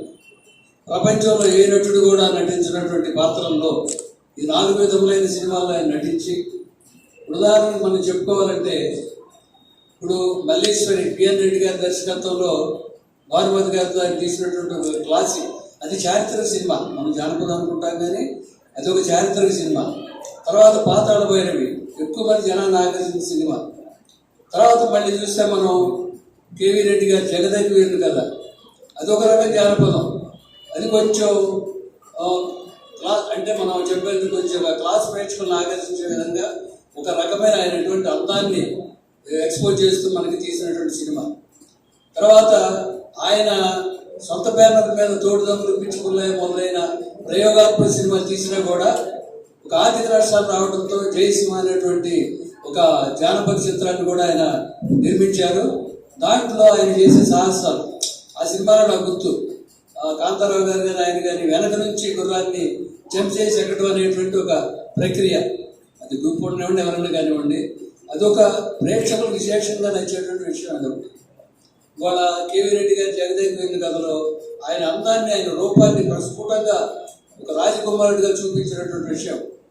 తర్వాత కార్యక్రమాలలో ఆయన సినిమాలలో బందిపోటు, అగ్గిపిడుగు, అగ్గిబారాట, మన విఠలాచార్య గారి సినిమాలు ప్రజల మనస్సును ఎట్లయితే మనం రంజింపజేయగలుగుతామో అలాంటి సినిమాల్లో నటించడమే కళ అంటాడు. ఈ సినిమా కళతో పాటు సామాజిక పరమార్థం కూడా కొంత తీసుకురావాలనే ఉద్దేశం ఆయనకు ఉన్నా కూడా ముఖ్యంగా ప్రేక్షకులను రంజింపజేసేది నా సినిమా, నా అభిమానులు రంజింపజేయటమే నా ముఖ్య ఉద్దేశం అని ఆయన చెప్తారు. అలాగే వాళ్ళ సాంఘిక సినిమాలు తీసుకుందాం. ఆ రోజున షావుకారు, పెళ్లి చేసి చూడు, అప్పు చేసుకోడు, అలాంటి సినిమాలతో మొదలుపెట్టి తర్వాత మిస్సమ్మ, తర్వాత గుడిగంటలు, రక్త సంబంధం, ఆత్మబంధువు, కలిసి ఉంటే కలిసి సుఖం, తర్వాత ఇట్లాంటి సినిమాలు అడవి రాముడు, వేటగాడు, ఇట్లా వెరైటీగా సినిమాలు ఆయన వయసు మీరినా కూడా అలాంటి సినిమాల్లో చేయడం వలన ఎక్కువ రైతు బిడ్డగా, ఉదాహరణగా రైతు బిడ్డ సినిమాలో ఆ రైతు ఆయన వేసినటువంటి పాత్రనే ప్రేక్షకులు కూడా మన ఇంట్లో ఒక క్యారెక్టర్, మన ఇంట్లో ఒక మనిషి అయిందనేటువంటి ఒక అభిప్రాయం. ఒక రాజకుమారుడు, ఒక రాజకుమారి, మన కళల్లో ఉండే రాజకుమారుడి రూపం. అలాగే పౌరాణికాల విషయానికి వచ్చేటప్పటికి వాళ్ళ సుధాకర్ గారు చెప్పారు, 22 సినిమాల్లో దాదాపు ఆయన కృష్ణ పాత్ర పోషించారు. ప్రతి సినిమాలో కూడా వైవిధ్యమైనటువంటి నటన. ఒక శ్రీకృష్ణ అవతారంలో కొంచెం రాజకీయవేత్తగా, అలాగే భక్తిభావం ఎక్కువ శ్రీకృష్ణ పాండవ్యంలో, అలాగే తులాభారంలో అదొక రకంగా ఆయన నటించినటువంటి నటనని మనం వేరువేరుగా గుర్తుపెట్టుకోవచ్చు. వాళ్ళ ముఖ్యంగా చెప్పాలంటే శ్రీకృష్ణ పాండవ్యంలో ఆయన పాత్ర నిర్వహణ చేసి, ఎందుకంటే నేను ఎన్టీఆర్ అభిమానిగా చెప్తున్నా ఆయన స్మరించుకుని, కేవలం ఈ సందర్భం ఉచితం అవునో కాదో నాకైతే తెలియదు కానీ ప్రజల మనసుల్లో ఎందుకు ఆకర్షణ పడ్డాడు ఆయన అనే దానికి నేను చెప్తా ఉన్నాను. ఆ శ్రీకృష్ణ పాండవ్యంలో అగ్నిజ్యోతనుడు అనే బ్రాహ్మణుడు రుక్మిణి దగ్గరికి రాయబారం వెళ్ళేటప్పుడు ఆయన ఒక భాగవతుల శ్లోకాలను వాడతాడు. అక్కడ అగ్నిజ్యోతనుడు అక్కడ వెళ్ళినాక రుక్మిణి రూపంలో అక్కడ కృష్ణుడి దగ్గర నటింపజేయటం అన్నీ కూడా ఆయన దర్శకత్వ ప్రతిభకు మచ్చుతున్నది. అలాగే మైసభ కూడా, మైసభలో చూడండి ఆయన పెట్టినటువంటి సెట్లు ఇవన్నీ కూడా మా సంగజాలముడి గ్రామంలో కూడా ఆ రోజుల్లో చిన్న దూదితో చిన్న పర్వతాలాగా తయారు చేసి చాలామంది ఔత్సాహిక కళాకారులు కైలాస పర్వతాన్ని లేపుతున్నట్టు కూడా వాడు ప్రేరణగా నిలిచింది ఆ పాత్ర కూడా. ఆయన ఏది సీతారాం సారీ నేను వచ్చాను. తర్వాత మైసభలో ఆ సీన్లు కూడా వీళ్ళు ఏకపాత్రాలకి నాంది శ్రీకృష్ణ పాండవ్యం. మైసభ సీన్ ప్రతి ఒక్కరు కూడా నటించేవాళ్ళు దాంట్లో. మైసభలో దుర్యోధనుడుగా, కాకపోతే ఏంటంటే ఆయన వచ్చిన దగ్గర నుంచి సినిమాల్లో దుర్యోధనుడు అనే పేరు కూడా సుయోధన సార్వభౌముడు, రారాజుగా ఉన్నతమైనటువంటి స్థానాన్ని ఆ పాత్ర కల్పించాడు. అలాగే సీతారాం కళ్యాణం తీసుకోండి, కేవీ రెడ్డి గారు ఆయన రాముడుగా, ఎస్వి రంగారావు గారిని రావణాసురుడుగా పెట్టాలని ఆయన సలహా ఇస్తే అట్లా కాదు, రావణ బ్రహ్మ పాత్ర నేను చేయాలి. రావణాసురుడు అనే పేరు రావణ బ్రహ్మ, ఒక శివభక్తుడుగా ఆయన్ని స్థాపితం చేయడానికి ఆయన తీసుకున్నటువంటి జాగ్రత్తలు, ఆయనటువంటి గుణగణాలు కూడా ప్రస్ఫుటంగా బయటకు వచ్చేట్లు ఆయన రావణ బ్రహ్మ పాత్రలో జీవించిన విషయం మనందరూ కూడా తెలుసు. ఎక్కడో గాలి పెంచల నరసింహారావు గారు అనేటువంటి ఒక సంగీత స్రష్టం తీసుకొచ్చి ఆయన ఆ సినిమాకి మనకు తెలియని ఎంతో మందిని ఆయన తీసుకొచ్చేవాడు, పరిచయం చేసి ఆ రోజుని మనం ఆ సినిమాలు నిర్మించాడు, ఆయనే దర్శకత్వం వహించాడు. ఇప్పుడు నేను చెప్పినటువంటి ఈ 2 సినిమాలకు కూడా అట్లా గురేపు కావాలి కదా, ఇవన్నీ కూడా ఆయన తయారు చేసి. తర్వాత సాయి సినిమాల్లో కూడా మీరు చూడండి, ఆయన సొంతంగా నిర్మించిన సినిమాలు. తాతమ్మ కళ, ఆయనకు సంతానం మీద ఒక రకమైన అభిప్రాయం, దాన్ని నిర్భయంగా ప్రజలు చెప్పి తాతమ్మ కళ, అధిక సంతానం అనేది ఆయన ఉద్దేశం కాబట్టి దాన్ని ఆ సినిమా అలా తీశారు. తర్వాత సామాజిక రుగ్మతలు, వరకట్నం సినిమా కూడా ఆయన దర్శకత్వంలో ఆయన దాన్ని ఏ విధంగా జనరంజకంగా ఎలా దాన్ని నిర్మించి దర్శకత్వం ఇచ్చారో కూడా మనం అందరం చూసాం. తర్వాత మన సుధాకర్ గారు చెప్పినట్టు ఉమ్మడి కుటుంబాలు ఉంటే ఎంత బాగుంటుంది, వాళ్ళ మన సమాజం మన విడిపోయిన కుటుంబాల కంటే విడిపోయినట్టు తీసినటువంటి ఆ సినిమా. తర్వాత తల్లి ప్రహ్లామ, అట్లాగే సమైక్య గీతం, తెలుగు జాతి మనది అనేటువంటి పాటతో ఆయన నిర్భయంగా, అప్పటికే తెలంగాణ యాక్సిడెంట్ జరుగుతూ ఉంది, అయినా కూడా రాష్ట్రం అంతా కూడా ఆయన పాట మార్పు ఉంది ఆ సినిమాలో. అలాగే ఇంకా ఆయన తీసినటువంటి సినిమాలలో మనం ఒకటే గుర్తుపెట్టుకోవాలి, ఆయన ఒక తన సహాధ్యాయులందరినీ కూడా, యోగానంద్ గారు, టీవీ రాజు గారు, ఇట్లాంటి వాళ్ళందరినీ కూడా, కమలాకర్ కామేశ్వరరావు గారు, పాటమైన మంచోళ్ళు, వీళ్ళందరినీ కూడా ఆయన పైకి తీసుకొచ్చినటువంటి విధానం, ఆయన నమ్మిక, ఆయన విశ్వాసం తన స్నేహితుల మీద, ఆయన సహాధ్యాయుల మీద కూడా ఆయన తీసుకున్నటువంటి ఆ నిర్ణయాలు. తర్వాత కూడా ఇంకే చెప్తూ ఉంటారు కానీ కూడా సామాజిక న్యాయం నిర్మాతల్లో ఎక్కువ భాగం పాటించింది ఆయనే. సామాజిక న్యాయం ఈ వర్గం ఎక్కువ ఆకులు అనుకున్నా కూడా ఆయన కళలో అందరితో సమానంగా సినిమాలు నిర్మించి ఆయన కూడా ముందుకెళ్ళిన విషయం మనందరూ కూడా తెలుసు.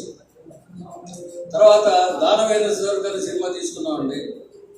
అందులో నాగభైరవ కోటేశ్వరరావు గారు అని చెప్పి ఒక పొన్నూరులో సంస్కృత ఉపాధ్యాయుడు తీసుకొచ్చి ఆయన సంభాషణలు రాయించారు. దాంట్లో కుల వ్యవస్థ వ్యతిరేకంగా ఆయన ఉన్నటువంటి ఉద్దేశాలను ఆయన సినిమాల్లో ప్రస్ఫుటంగా ఆయన చూపించిన విషయం మనకు తెలిసిందే. దాంట్లో ఒక సీన్లు మామూలుగా కులం మీద ఆయన్ని, ద్రోణాచార్యుడు కానీ వాళ్ళకి అందరినీ ఎట్లా పుట్టారు అని చెప్పి ప్రతి ఒక్కళ్ళు కూడా ఆయన ఆక్షేపిస్తూ, కర్ణుడు సోదపుత్రుడైనంత మాత్రాన ఎందుకు తక్కువ అవుతాడని చెప్పి ఆయన తీసుకున్నటువంటి కొన్ని నిర్ణయాలు ఆ రోజునే ఆయనకి కుల మతాలు వీటన్నిటి మీద కూడా ఒక రకమైనటువంటి ద్వేషం, అందరూ సమానమైనటువంటి భావన ఆయనకు ఉండేది. అలాగే తర్వాత కూడా ఆ సినిమాలలో ఒక రైతు పాత్ర, లేకపోతే ఒక రాముడు కృష్ణుడు పాత్ర, అలాగే సుధాకర్ గారు చెప్పినట్టు వెంకటేశ్వర స్వామి పాత్ర, లేకపోతే లవకృష్ణుడు రాముడు పాత్ర, భీష్ముడు పాత్ర. భీష్ముడు చూడండి, ఆయన కృష్ణుడు సుదర్శన చక్రంతో ఆయన మీదకి రాబోతుంటే యుద్ధంలో కుప్పించేసిన కుండలంబుల కాంతి అని చెప్పి ఆ పద్యంలో ఆయన చేసినటువంటి ఆ కరుణార్థ హృదయమైనటువంటి ఆ నటన కూడా మన ప్రేక్షకులకు అందరికీ చూపిస్తున్నాయి.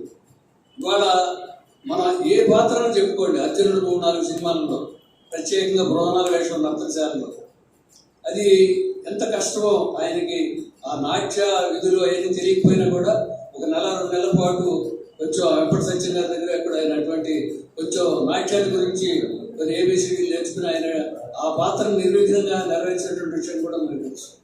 అలాగే పాండవ వనవాసం తీసుకోండి, భీముడి పాత్ర, ఆయన ఇంకా పెద్ద పెద్దాలను పెడతారు ఆ పాత్రకు, అయినా కూడా ఆయన శరీరం దాన్ని తగ్గట్టుగా దాన్ని పెట్టుకుని ఆయన సభలో ద్రౌపది మాత సంరక్షణ టైంలో ఆయన పాడిన పద్యాలు ఉన్నాయి. ఘంటసాల మాస్టర్ పాడిన పద్యాలు, ఆయన యాక్షన్ దారుని రాజ్య సంపద మదములనే అటువంటి పద్యాలు ప్రేక్షకుల్ని ఎంతగా ఆలోచించినా మనం తెలుసుకోవచ్చు. ఎందుకంటే ఒక ఘంటసాల మాస్టర్ పాడిన, ఒక పిక్కల గారు, నారాయణ రెడ్డి గారు పాటలు రాసినా కూడా తెర మీద ఆయన రూపం వాటికి నటించడంతో వాడికి పరిపూర్ణ చేకూరడం బట్టి ప్రజలు కూడా ఆ ఆకర్షణీయమైనటువంటి ఆయన నటనకి ఆకర్షితులై ఆయనకి ఒక రైతు బిడ్డగా, ఒక రాముడుగా, కృష్ణుడిగా, లేకపోతే ఒక కఠినమైనటువంటి జీవన విధానం సుధాకర్ గారు చెప్పినటువంటి ఆయన తెల్లారగట్టు లెగవటం కానివ్వండి, ఆయన శిక్షణ మొత్తం దుఃఖం కానివ్వండి, సుఖం కానివ్వండి, దుఃఖం ఏదైనా కానివ్వండి, ఆయన క్రమశిక్షణగా ఆ 2:30 లేచి ఆయన కార్యక్రమాలు ఆయన పూర్తి చేసుకుని తర్వాత 7 మేకప్ వేసుకుని సెట్లో రెడీగా ఉండేవాడు. అంటే క్రమశిక్షణకి, అంకిత భావానికి, ఒక పట్టుదలకి, కార్యదీక్షకి ఆయన పెట్టిన పేరని చెప్పి మన ప్రేక్షకులు, అలాంటి ప్రేక్షకులు అందరూ కూడా నిర్ణయించుకున్న సంగతి కూడా మనం గమనించాం. ఎన్టీఆర్ అన్నా, ఎన్టీఆర్ అన్నా, లేకపోతే నందమూరి తారక రామారావు అన్న, వారి వివిధ రకాల ప్రేక్షకులు వివిధ పేరుతో పిలుస్తారు ప్రేమగా. ఇప్పుడు ఎన్టీఆర్ అన్నంత మాత్రాన ఆయన ప్రేమించిన సామాజిక జనం కూడా ఆయన అలా పిలవటంలో వాళ్ళకి ఆనందం ఉంది. ఇప్పుడు ఆయన సినిమాలు కూడా మీరు చూడండి, ఆయన వ్యక్తిత్వానికి కూడా నిదర్శనం. మేము అనుకున్నాం ఫ్యాన్స్లో, ఇప్పుడు కొన్ని సినిమాలు 90 రోజులకి 95 రోజులకి తీసేసిన సందర్భాలు ఉన్నాయి. ఫ్యాన్స్ అనుకుంటారే 100 రోజులు ఆడించకూడదు ఏంటి, వాళ్ళ సినిమా ఆడుతుంది తెలిసింది. ఆయన అట్లాంటి గురించి అసలు పట్టించుకునేవాడు కాదు. ఎన్ని రోజులకైనా సరే ఆయన ఆ విషయాల్లో, వ్యాపార విషయాలు ఆయన అసలు పట్టించుకోకుండా ఆయన కళారంగంలో ఆయన చేసే పని ఏదో ఆయన చేసుకెళ్ళటమే కానీ ఇవన్నీ కూడా ఆయనకి కుదరని విషయాలు. కాకపోతే కొన్ని సినిమాల విషయంలో వేములవాడు భీమకవి, శ్రీనాథ కవి సార్వభౌముడు, అలాగే చాణక్య చంద్రగుప్తి ఇలాంటి సినిమాలు, అల్లూరి సీతారాం ఇట్లాంటి ఇంకా ముందు కాలంలో చేయాల్సిన సినిమాలు ఆయన చేయలేకపోవడం వలన మనం కొన్ని కళాఖండాలు కోల్పోయాం. అయినా కూడా ఆయన పాపరాయుడులో అల్లూరి సీతారాం గడ్డపై ఏదైనా కానివ్వండి, ఆయన తర్వాత ఆయన ఎక్కువ మంది కొత్త కళాకారులు, హీరోయిన్లు మెయిన్గా ఇప్పుడు గీతాంజలి, బి సరోజాదేవి, కేఆర్ విజయ్ మొదలైనటువంటి కొత్త కళాకారులు ఆయన పరిశ్రమకి తీసుకొచ్చి వాళ్ళకి భాష వచ్చినా రాకపోయినా కూడా వాళ్ళతో బ్రహ్మాండంగా సినిమాలు చేయించినటువంటి ఒక కళాకారుడు. ఆయన ఒక కెమెరా పనితనం కానివ్వండి, ఎడిటింగ్లో కానివ్వండి, కథా రచన కానివ్వండి, సంభాషణలో కానివ్వండి, సంగీతంలో కానివ్వండి, ఆయన ముద్ర లేని సినిమా ఆయన సొంత సినిమాలు ఏది ఉంది. కానీ ఇంకొకటి విషయం ఏంటంటే, ఇతర నిర్మాతలు నిర్మించే సినిమాల్లో ఆయన కళ చేసుకున్నాడు కాదు. ఆయన ఆ డైరెక్టర్, చిన్న డైరెక్టర్ అని చెప్పి ఆయన ఏం చెప్తే అది చేసేవాడు. మీరు గమనించండి, కేవీ రెడ్డి గారికి, విఠలాచార్య గారికి తేడా. డైరెక్టర్ ఆయన చెప్పినట్టు చేస్తాడు ఆయన.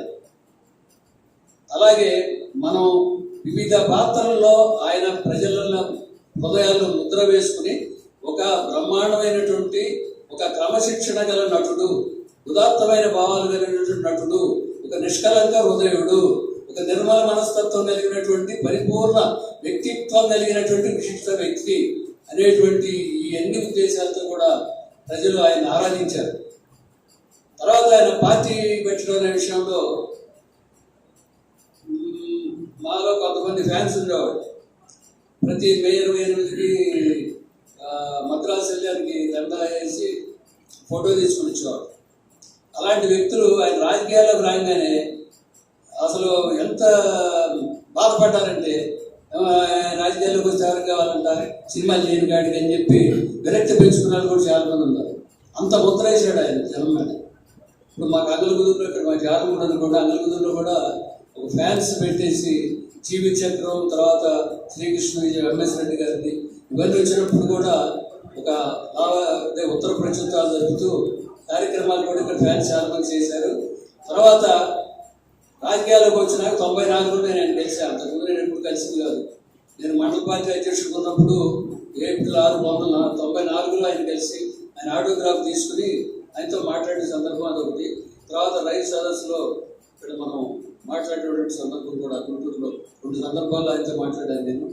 తర్వాత ఏంటంటే మనం ఒక ఏకలవ్య శిష్యుడు, అంతేగాని ఆయన చేసినట్టు చేయాలని అట్లనేం కాదు. తర్వాత ఇప్పుడు రాజకీయ పార్టీ పెట్టాలనేటప్పటికి ఆయన ఇప్పుడు వేములపల్లి శ్రీకృష్ణ గారు రాసినటువంటి చెయ్యెత్తి చేయగొట్టు తెలుగోడ అనే పాట కానివ్వండి, శంకరంబాటి సుందరాచార్య గారు రాసినటువంటి మన మాతలి తెలుగు తల్లికి మల్లెపూదండ అనేటువంటి పాటను కానీ ఆయన పెట్టుకుని చైతన్య రథంలో 9 నెలల పాటు మనకి ఉమ్మడి ఆంధ్ర రాష్ట్రం మొత్తం తిరిగితే ఆంధ్రప్రదేశ్లో ఒక 2 రోజులు 3 రోజులు కూడా వెయిట్ చేసి మనకు వస్తున్నాడు అనుకుని ఇంటికి వెళ్తాం, అన్నారని కూడా మళ్ళీ తింటూ ఆడొచ్చి కూర్చోవటం జనం అట్లా జరిగింది. ఆ పాటలు 2 చేతి చేయకూడదు తెలుగు అనే పాట వినపడ్డప్పుడు మాత్రమే మన ఊరికి వస్తున్నాడు అనేటువంటి ఒక సిగ్నల్ అనమాట. వాళ్ళు ఎమ్మటి మేము కూడా 34 ఏళ్ళ బాధ్యతలు చేసినప్పుడు బ్రహ్మాంజనేయ స్టేడియం నుంచి కొరిటిపాడు పరిగెత్తాం వాన కొత్తపేట నాటి మీటింగ్ నడకని మాకు ఎదురొచ్చారు మీటింగ్ అయిపోయింది. తర్వాత విజయవాడలో కూడా ప్రకాశం బ్యారేజ్ నుంచి రామవరప్పాడు కూడా ఇట్లా పరిగెత్తాం.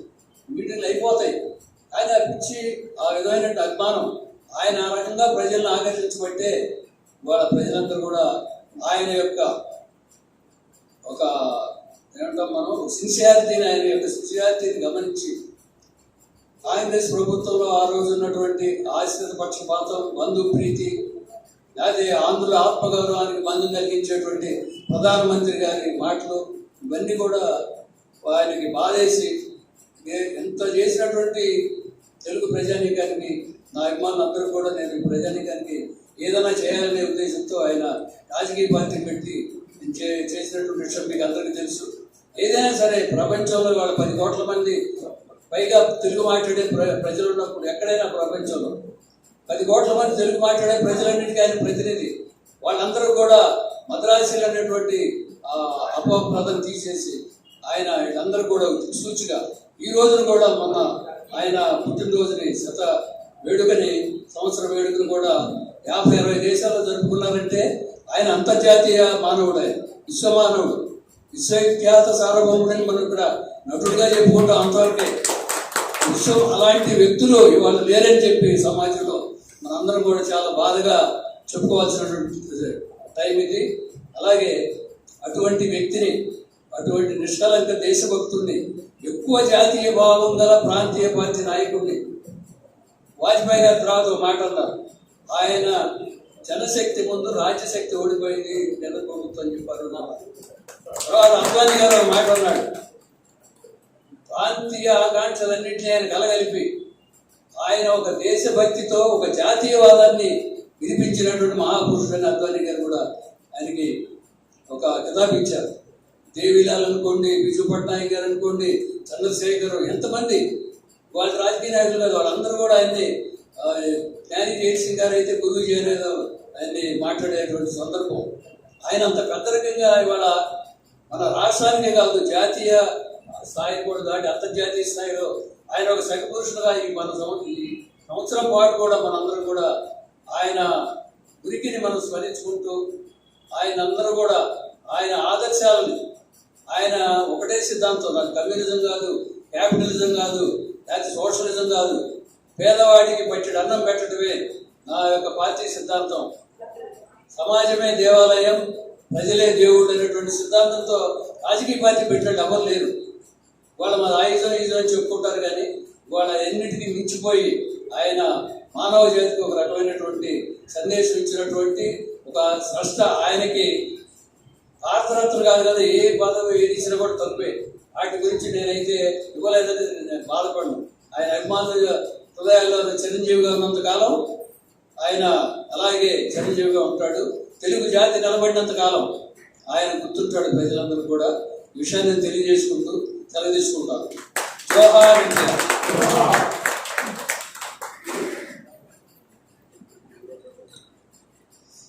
రెండు విషయాలు స్పష్టంగా చెప్పారు వారు.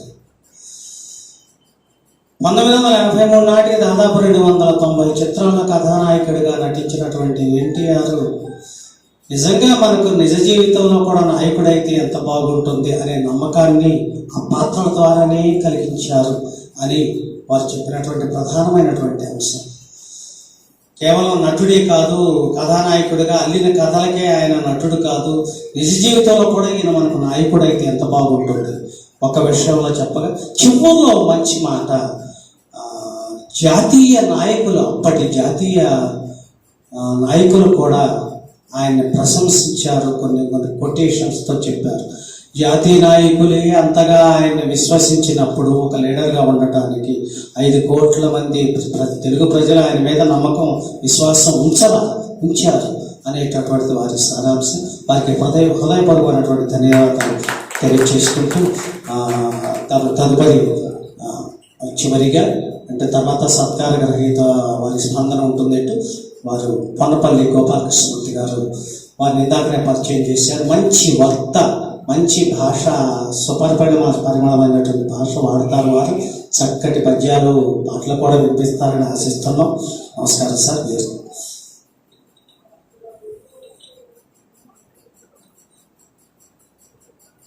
వేదికను అలంకరించినటువంటి పెద్దలు, విద్యావేత్త, విద్యా వ్యాప్తకులు, కేవలం తను చదువుకోవడం కాదు, విద్యను 10 మందికి అందించాలనేటువంటి సత్సంకల్పంతో బ్రహ్మాండమైన విద్యాలయాన్ని నడుపుతున్నటువంటి వ్యక్తి నల్లపల్లి సుధాకర్ గారు. అలాగే రామారావు గారి భావజాలంతో ఎంతో కాలం ప్రయాణం చేస్తూ అతని యొక్క రామారావు గారి యొక్క చలనచిత్ర అభిమానిగా, ఫ్యాన్స్గా కూడా ఎన్నో అనుభవాలను పొందుపరిచినటువంటి వీరమాజిన వెంకటేశ్వర్లు గారు, నాకు అత్యంత ఆప్తులు శ్రీ రావినోతుల శ్రీరామూర్తి గారు, శకపురుషుని శతాబ్ది ఉత్సవ సంరంభ ప్రేరితులై ఇక్కడికి వచ్చినటువంటి శ్రోతలారా, మీ అందరికీ నమస్కారం. మా మిత్రుడు సాయి ఎంతో దూరదృష్టితో ఈ సంరంభాల్లో తన పాత్ర నిర్వహించడమే కాకుండా ఈ చలనచిత్ర వారోత్సవాలు, ప్రతిరోజు జరిగేటువంటి చలనచిత్రాల మీద సమీక్షలతో పాటు, సరే సినిమాలు చూస్తే సినిమాల్లో కథలు అవన్నీ బయటకు వస్తాయి, సరే అదొక ఒక్కొక్క కోణం. మరి ఆయన వ్యక్తిత్వాన్ని ఎలా బయటికి తీసుకురావాలి మనం అనేటువంటి ఒక ఆలోచనతో ఇదిగో ఈ ప్రతి ఆదివారం ఈ సదస్సుని ఏర్పాటు చేయటం, అనుభవజ్ఞులతో చక్కనటువంటి ప్రసంగాలు ఏర్పాటు చేయటం చాలా చక్కని ఆలోచన ఇది. చూడండి, ఇచ్చిన అంశం కూడా ఈ మొదటి అంశం ఇది.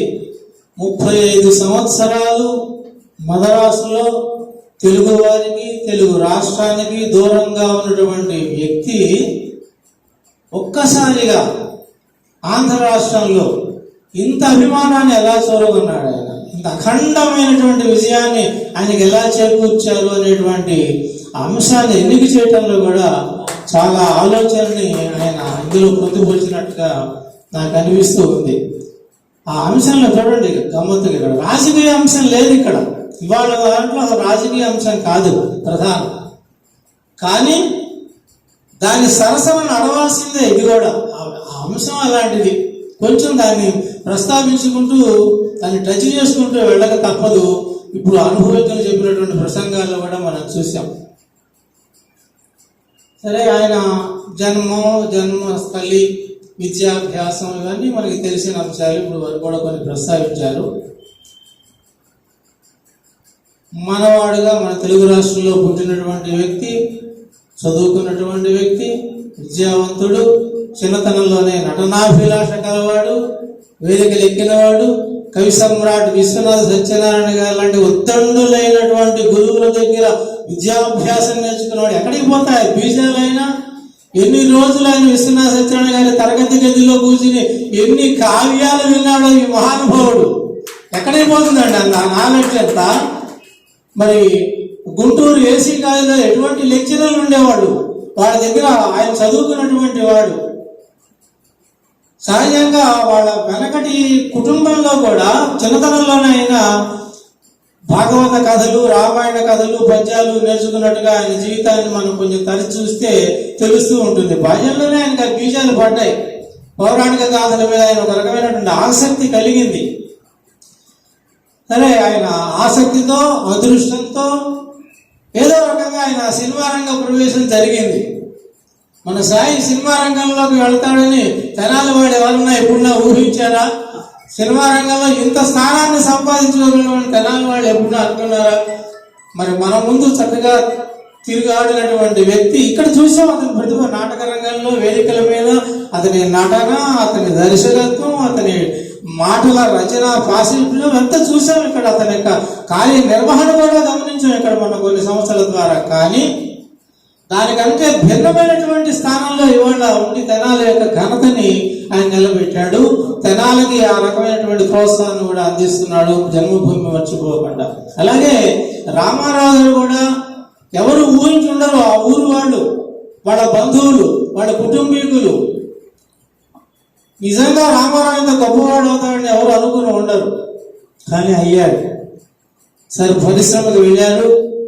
అక్కడ కాలు పెట్టి ఆయనలో లేని క్వాలిఫికేషన్స్ ఏమున్నాయా అనిపిస్తూ ఉంటుంది. ఒకసారి ఆలోచిస్తే రామారావు గారిని కొంచెం ఆలోచించినట్లయితే, సినిమా రంగం జీవితంతో కనివేసుకున్న అనుబంధాన్ని ఆలోచించినట్లయితే, ఆయనలో అన్నటువంటి సినిమా నటుడికి కావలసిన అర్హతలు ఆయనలో ఏమీ లేవు. ఏవి ఉన్నాయని చెప్పడం కంటే ఏవి లేవని ఒకసారి ఆలోచిస్తే ఏవి లేనిది ఒకటి కూడా కనపడదేమో అనిపిస్తూ ఉంటుంది. ముందు నటన తెర మీద కావాల్సింది, నాటక రంగానికి కానీ సినిమా రంగానికి కానీ మొట్టమొదటి కావాల్సింది స్వరద్రూపం, ఆకారం. ఏమి అంగ సౌష్ఠవం అండి ఆయన. పుంసాం మోహన రూపాయ అని చెప్పి శ్రీరామచంద్రుణ్ణి అతని యొక్క సీతా కళ్యాణ ఘట్టంలో శ్రీరాముడు విశ్వామిత్రుడు గురువు గారితో సహా ఆయన నడిచి వస్తుంటేట ఆ మిథిలా నగరంలో రాచకాస కాంతలే కాకుండా పురవాసులు కూడా స్త్రీలు తెరచాటున నిలబడి తొంగి చూశాక ఎవరో ఒక కొత్త వ్యక్తి మన ఆ అంతఃపురానికి వెళుతున్నాడు, అంతఃపురం వైపు రాసపాటకుండా నడుచుకుంటూ వెళుతున్నాడు అని చెప్పి తొంగి చూశారట. చూస్తే వాళ్ళకే ఒక రకమైన మోహం కలిగిందిటండి. సరే వాళ్ళకి కలిగింది సరే, భర్తలు వచ్చారట. ఏమిటి అలా చూస్తున్నావు తొంగి మీరంతా ఇక్కడ చెప్పి పురుషులు వచ్చి అట్లా తొంగి చూశారట. ఎవరు వెళుతున్నారు, ఎందుకు చూస్తున్నారు మా స్త్రీలంతా ఇంత వింతగా అని చెప్పి చూస్తే వాళ్ళు కూడా కన్ను అర్పకుండా అలా చూస్తూ ఉండిపోయారట. నిశ్చేష్టులే ఉండిపోయారట. అది రాముని యొక్క అర్థం. నిజంగా రాముని పాత్ర వేయటానికి ఎన్టీ రామారావు గారి కంటే అర్హత కలిగినటువంటి వ్యక్తి ఇంకొకరు ఉన్నారా అనిపిస్తుంది మనకి. ఉదాహరణకి లవకుశ చిత్రం తీసుకోండి. లవకుశలో శ్రీరాముడుగా అంతకుముందు ఆయన చేసిన కొన్ని సినిమాలు చాలా చేశాడు ఆయన. కానీ లవకుశకు వచ్చేటప్పటికి రాముడి క్యారెక్టర్లోకి ఎంత ఒదిగిపోయాడండి ఆయన. నిజంగా ఆ మాటకి పుంసాం మోహన రూపాయ అనేటువంటి మాటకి నిజంగా నిలువెత్తు నిదర్శనం ఆ ఆకారం. అట్లా స్మరద్రూపం అయింది. లవకుశ సినిమా వచ్చినప్పుడు నాకు బాగా గుర్తు, నేను బాగా చిన్నపిల్లని ఆడిపోయి బహుశా 10 ఏళ్ళు కూడా లేవు, ఇంకా 8 ఏళ్ళు ఆ ప్రాంతాల్లో ఉన్నట్టు గుర్తు నాకు. సత్యనారాయణ టాకీస్లో రిలీజ్ అయింది లవకుశ సినిమా. ఆ పక్కనే కన్యకాపరమేశ్వర సత్రం ఉంది. ఆ సత్రంలో మా బంధువులు ఎవరో చనిపోతే ఆ దిన కార్యక్రమాలకు మేము 12-13 రోజులు రోజు అక్కడికి వచ్చి భోజనానికి వస్తూ అక్కడే ఉండేవాళ్ళం పగలు రాత్రి. ఆ పక్కనే సత్యనారాయణ టాకీస్. వెనకటి రోజుల్లో సినిమా హాళ్ళల్లో గేట్లు ఇట్లా మూసేవాళ్ళు కాదు, రాత్రిపూట కూడా. ఈ ఏసీలు బోసీలు లేవుగా, చక్కగా గేట్లు తెరిచి ఉండేవి. అన్ని డైలాగులన్నీ బయటకు వినిపిస్తూ ఉండేది. వెంకటేశ్వర టాకీస్లో కూడా అంతే. వెంకటేశ్వర టాకీస్లో మనం బజారు గుండా వెళుతూ ఉంటే ఆ సినిమా రిలీజ్ అయినప్పుడు ఆ స్పీకర్లు బయట పెట్టేవాళ్ళు. మాయాబజారు ఆ సినిమాలు వచ్చినప్పుడు బయట పెట్టుండేవి, స్పీకర్లు వేలాడుతూ ఉండేవి. మేము ట్యూషన్కి వెళ్ళి రాత్రిపూట ఇంటికి తిరిగి వస్తూ పుస్తకాల నుంచి బరువు మోస్తూ కూడా అక్కడ నిలబడిపోయి ఆ మాయాబజార్లో డైలాగులు ఎన్నిసార్లు విన్నాము. అట్లా వినిపిస్తూ ఉండేవి. కాలేజీలో చదువుకునే రోజుల్లో కూడా గుంటూరులో కథానాయకుడి సినిమా శేషమహల్లో ఆడుతూ ఉండేది గుంటూరులో. మేము 10-11 దాకా 10 పడుకుని అప్పుడు లేచేవాడు ఒక బ్యాచ్ చదువుకోవడానికి. ఎందుకంటే ఈ లోపల కొంచెం హాస్టల్లో ఉండేవాళ్ళం, కొంచెం గొడవగా ఉండేది అక్కడ. తర్వాత అయితే ప్రశాంతంగా ఉంటుంది, చదువుకోవడానికి వేరుగా ఉంటుందని 2-3 మిత్రులు లేచి అప్పుడు చక్కగా మొహం కడుక్కుని ఆ పక్కన టీ స్టాల్కి వెళ్ళి అక్కడ ఏదైనా చిన్న టిఫిన్ చేసి టీ తాగి అప్పుడు తిరిగి వస్తూ శేషమహల్ దగ్గర ఆగేవాళ్ళం. అరండల్పేట తల్లిలో ఉండేది మా కాలేజీ. అక్కడ ఆగే కథానాయకుల్లో ఆ పాటలన్నీ వింటూ ఆ డైలాగులను వింటూ తన్మయత్వంతో మైమర్చిపోతూ ఉండేవాడు అన్నమాట. అలాంటివి ఉండే ఆ రోజుల్లో. సత్యనారాయణ టాకీసులు లవకుశలో ప్రతి డైలాగు, ప్రతి పాట, ప్రతి పద్యం బయటకు వినిపిస్తూ ఉండేది. ఇంకొకటి ఉండేది అప్పుడు ఒక వెసులుబాటు. ఇంటర్వెల్లో ఇప్పుడు గేట్లు మూసేయటం లేదు. అప్పుడు గేటు తెరిచి సినిమా హాల్లో బయటకు వచ్చేవాళ్ళు, పాసులు ఇచ్చేవాళ్ళు అందరికీ కూడా. సాయం కూడా అనుభవం బాగా ఉండి ఉంటుంది. మేమంతా కూడా నేల టికెట్ కూర్చుని నేలలో కూర్చుని సినిమా చూసి అనుభూతి పొందిన వాళ్ళ మేమంతా కూడా. ఆ పాస్ తీసుకుని బయటకు వస్తే అప్పటికే చాలా సార్లు సినిమా చూసిన వాళ్ళు, వేరే పనులు ఉన్న వాళ్ళు ఇంటర్వెల్లో ఆ పాసు కొంతమంది ఏమో అమ్ముకునేవాళ్ళు. వాళ్ళ పెట్టి సినిమా కొనుక్కెడితే 10 పైసలుగా ఎంతకో పాస్ అమ్మి వాళ్ళు వెళ్ళిపోయేవాళ్ళు. కొంతమంది ఎవరు అమ్ముతారని చెప్పి కొంతమంది మేము ఎదురు చూస్తుండేవాళ్ళు. కొంతమంది ఆ చిన్నపిల్లలు ఎవరైనా కనిపిస్తే, ముచ్చటగా కనిపిస్తే ఆ పాస్ ఇచ్చి వెళ్ళిపోతుండేవాడు. నేను లవకుశ ఇంటర్వెల్కి రోజు అక్కడికి వెళ్తుండేవాడు. సత్యనారాయణ టాకీస్ దగ్గర తిరగాడుతూ ఉండేవాడిని. ఎవడన్నా 10 పైసలు ఉండేది కాదు దగ్గర కొనుక్కోవడానికి రోజు. ఎవడన్నా పాసిస్తాడేమో చూసి ఆ సినిమా చూడాలని తాపత్రయం అనమాట. సరే, బాలలకి మాకు ఇలాంటి ఆనందం కలిగేది లవకుశల సినిమాలు, లవకుశల పద్యాలు, రామారావు గారి రూపం చూస్తున్నప్పుడు. ఇక పల్లెటూళ్ళలో లవకుశ సినిమా వచ్చినప్పుడు అండి, పల్లెటూళ్ళ నుంచి ఏదో గంగా ప్రవాహం లాగా బళ్ళు కట్టుకుని, ఆ ఎద్దుల బళ్ళు కట్టుకుని, టైర్ బళ్ళు కూర్చుని అందులో ఆడవాళ్ళు, మగవాళ్ళు, వృద్ధులు ఎంతో మంది కూడా ఆ తల్లి వస్తూ ఉండేవాడు. దగ్గరలో ఉన్న లవకుశ సినిమా చూడటానికి. వాళ్ళ ఊళ్ళలో సినిమా హాళ్ళు లేవు అప్పుడు, సినిమాలు ప్రదర్శించేవాడు కాదు. దగ్గరలో ఉండే ఊళ్ళకి అట్లా వస్తూ ఉండేవాడు. అంత పిచ్చిగా చూసేవాడు. ఏమిటా పిచ్చి అంటే రాముని పిచ్చి. రాముడి పిచ్చి అయితే ఇంట్లో కూర్చుని ధ్యానం చేసుకోవచ్చు కదా. రామునిగా వేసిన రావణ్ పాత్ర చూడాలనే పిచ్చి అనమాట అది. అంత వీళ్ళే కాదు, పండితులు కాదు, పాపకులు కాదు, అందరూ కూడా ఏనాడు సినిమా వైపు కన్నెత్తి చూడని వైదిక ప్రకాండులు కూడా లోక సినిమా గురించి అందరూ చెప్పుకుంటుంటే మొదట్లో వాళ్ళు సినిమా చూసేది ఏంటి, ఆ సినిమా హాల్లో కూర్చుంటామా, వాడు ఏదో సిగరెట్ తాగుతూ ఉంటారు, ఆ హాల్లో కూర్చున్న వాళ్ళందరూ అక్కడ మనకి సరైనటువంటి వాతావరణం ఉండదు అనుకునే వాళ్ళు కూడా ప్రతిరోజు రామారావు చెప్పమే వాళ్ళ ఊళ్ళల్లో, వాళ్ళ ఇళ్లలో అది చూసి ఒక్కసారి చూసి వద్దామని వెళ్ళి వాడు కూడా ఇంటికి వచ్చి రామారావుని కీర్తించిన ఘట్టాలు అనేకం మేము విన్నాం, చూసాం ఆ రోజుల్లో. అది రాముని పాత్రతో అతను చేసింది. అట్లా రాముని పాత్రగా అతను రాణించాడు. ఆ తర్వాత కృష్ణుడు పాత్ర, ఇక ఆయన చెప్పదాల్సింది మన కృష్ణుడు పాత్రలో రాముని పాత్రగా ఆయన వేసిన సినిమాలు కొంచెం తక్కువైనప్పటికీ కూడా కృష్ణుడి పాత్రలో ఆయన ఎన్నో సినిమాల్లో నటించాడండి. కృష్ణ పాత్రలో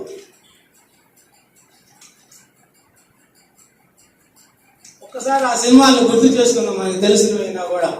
రామారావు గారిని తలుచుకున్నప్పుడు ఆయన ప్రధానమైనటువంటి ఆయన సినిమాలు కూడా కొన్ని తలుచుకోవాలి మనం. ఇవాళ ఇచ్చిన అంశాన్ని బట్టి మాయాబజార్, దీపావళి, కృష్ణార్జున యుద్ధం, శ్రీకృష్ణ పాండవీయం, శ్రీకృష్ణ సత్య, దానవీర సూర కర్ణ, వీరాభిమన్యు, శ్రీకృష్ణ తులాభారం, శ్రీకృష్ణ అవతారం, శ్రీకృష్ణ విజయం, ఇలా ఎన్నెన్నో కృష్ణ పాత్రలు. ఎంత ఇష్టం ఉండి ఆయన కృష్ణుడు అంటే. కృష్ణుడుగా ఆయన బయట సాంఘిక చిత్రాల్లో ఆయన చేసే నటనకి, కృష్ణుడిగా ఆయన వేచి చేసే నటనకి ఏమన్నా పొంతన కనిపిస్తుందండి. అది కదా నటన అంటే, అది కదా నటుని యొక్క ప్రాభవం అంటే, అది కదా నటుని యొక్క వైశిష్యం అంటే. అంత గొప్పగా పాత్రలో లీనమైపోయి కృష్ణుడు ఇట్లా ఉంటాడని మరెవరికీ తెలియదు. అంతకుముందు రాముడు ఇలా ఉంటాడని ఎవరికీ తెలియదు, రావణాసుడు ఇలా ఉంటాడని ఎవరికీ తెలియదు, భీముడు ఇలా ఉంటాడని ఎవరికీ తెలియదు. కేవలం కావ్యాలు చదివిన వాళ్ళు కొంత ఊహ ఉంది.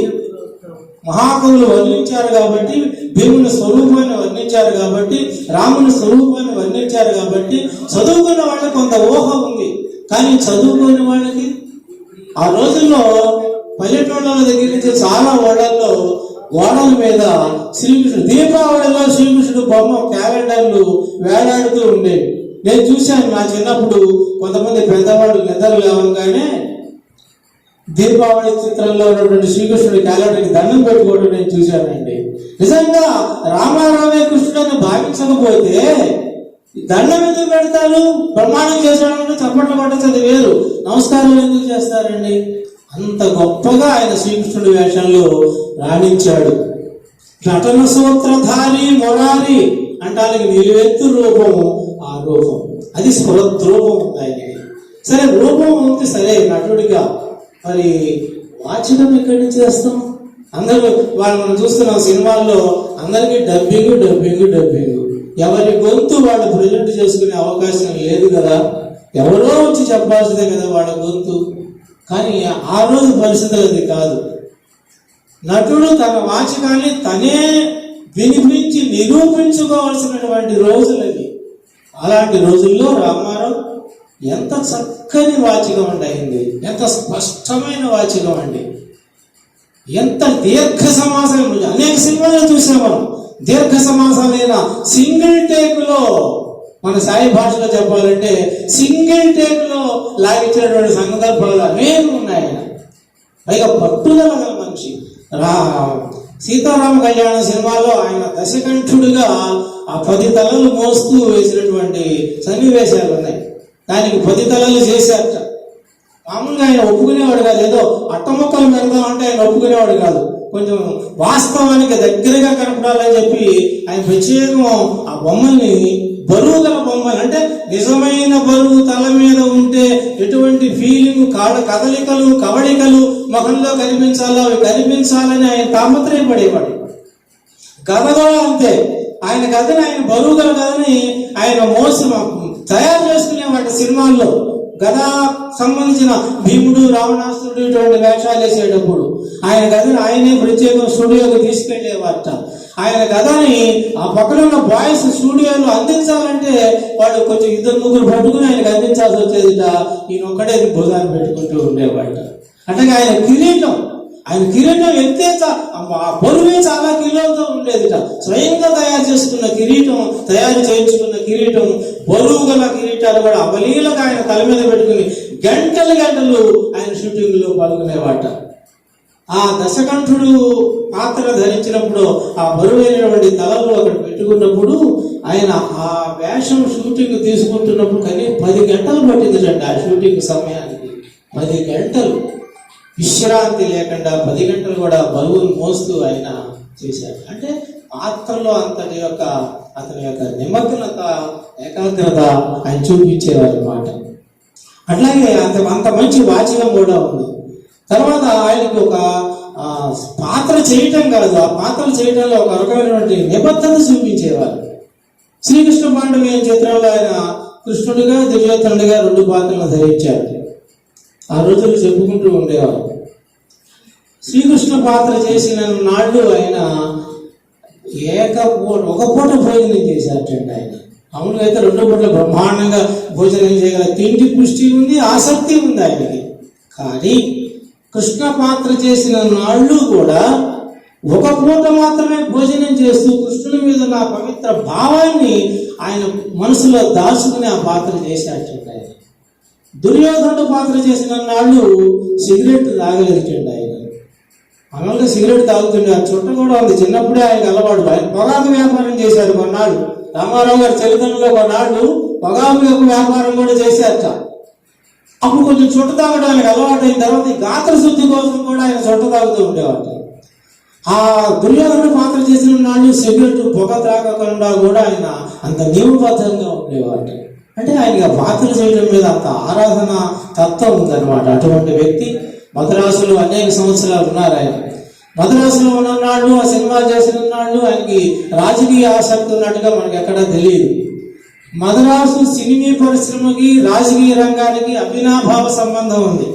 అక్కడ రచయితలు కానీ, నటులు కానీ, వీళ్ళకి చాలా దగ్గర సంబంధాలు ఉన్నాయి. మనకి Karunanidhi cinema writer, MGR cinema నటుడు, జయలలిత సినిమా నటి, అట్లాగే రాధ గారు మనకి విలన్గా పనిచేశారు. రాధిక తండ్రి రాధ, ఆయన గొప్ప సినిమా నటుడు. ఆయన కూడా ఇట్లా చాలా మంది సినిమా నటులు, శివాజీ గణేశన్ కూడా కొంత ఛాయలు ఆయన కూడా కొన్ని ఉన్నాయి. కానీ ఈయన సినిమా పరిశ్రమకి, రాజకీయ రంగానికి చాలా దూరంగానే ఉన్నాడు. కానీ ఆ రోజుల్లో ఆయన వేసినటువంటి సినిమా పాత్రలేనండి జనంలోకి ఎక్కువగా చొచ్చుకుపోవడానికి, ఆరాధించబడడానికి కారణం ఏంటంటే రామారావు గారి సినిమా పాత్రలే నేను విశ్వసిస్తూ ఉన్నాను. ఎందుకంటే ఆ రోజుల్లో రామారావు గారిని ఏ పాత్రలో చూపిస్తే జనం బాగా మెచ్చుకుంటారని చెప్పి నిర్మాతలు బాగా ఆలోచిస్తూ ఉండేవాడు. రాముడు అనేటువంటి టైటిల్లో ఉండే పాత్రలు అంటే జనం బాగా ఆకర్షింపబడుతున్నారని చెప్పి ఈ ప్రేక్షకుల నాడి పట్టుకున్నారు నిర్మాతలు. పట్టుకుని రాముడు అనే పేరుతో అనేకమైనటువంటి సినిమాలు తీశారండి. అగ్గిరాముడు, టాక్సీ రాముడు, పిడుగు రాముడు, డ్రైవర్ రాముడు, ఛాలెంజ్ రాముడు, రౌడీ రాముడు, కలియుగ రాముడు, రాముని మించిన రాముడు, ఇలా ఎన్నెన్నో సినిమాలు, శభాష్ రాముడు, ఇలా పిడుగు రాముడు, ఇలా చాలా సినిమాలు తీశారు ఆయన బట్టి.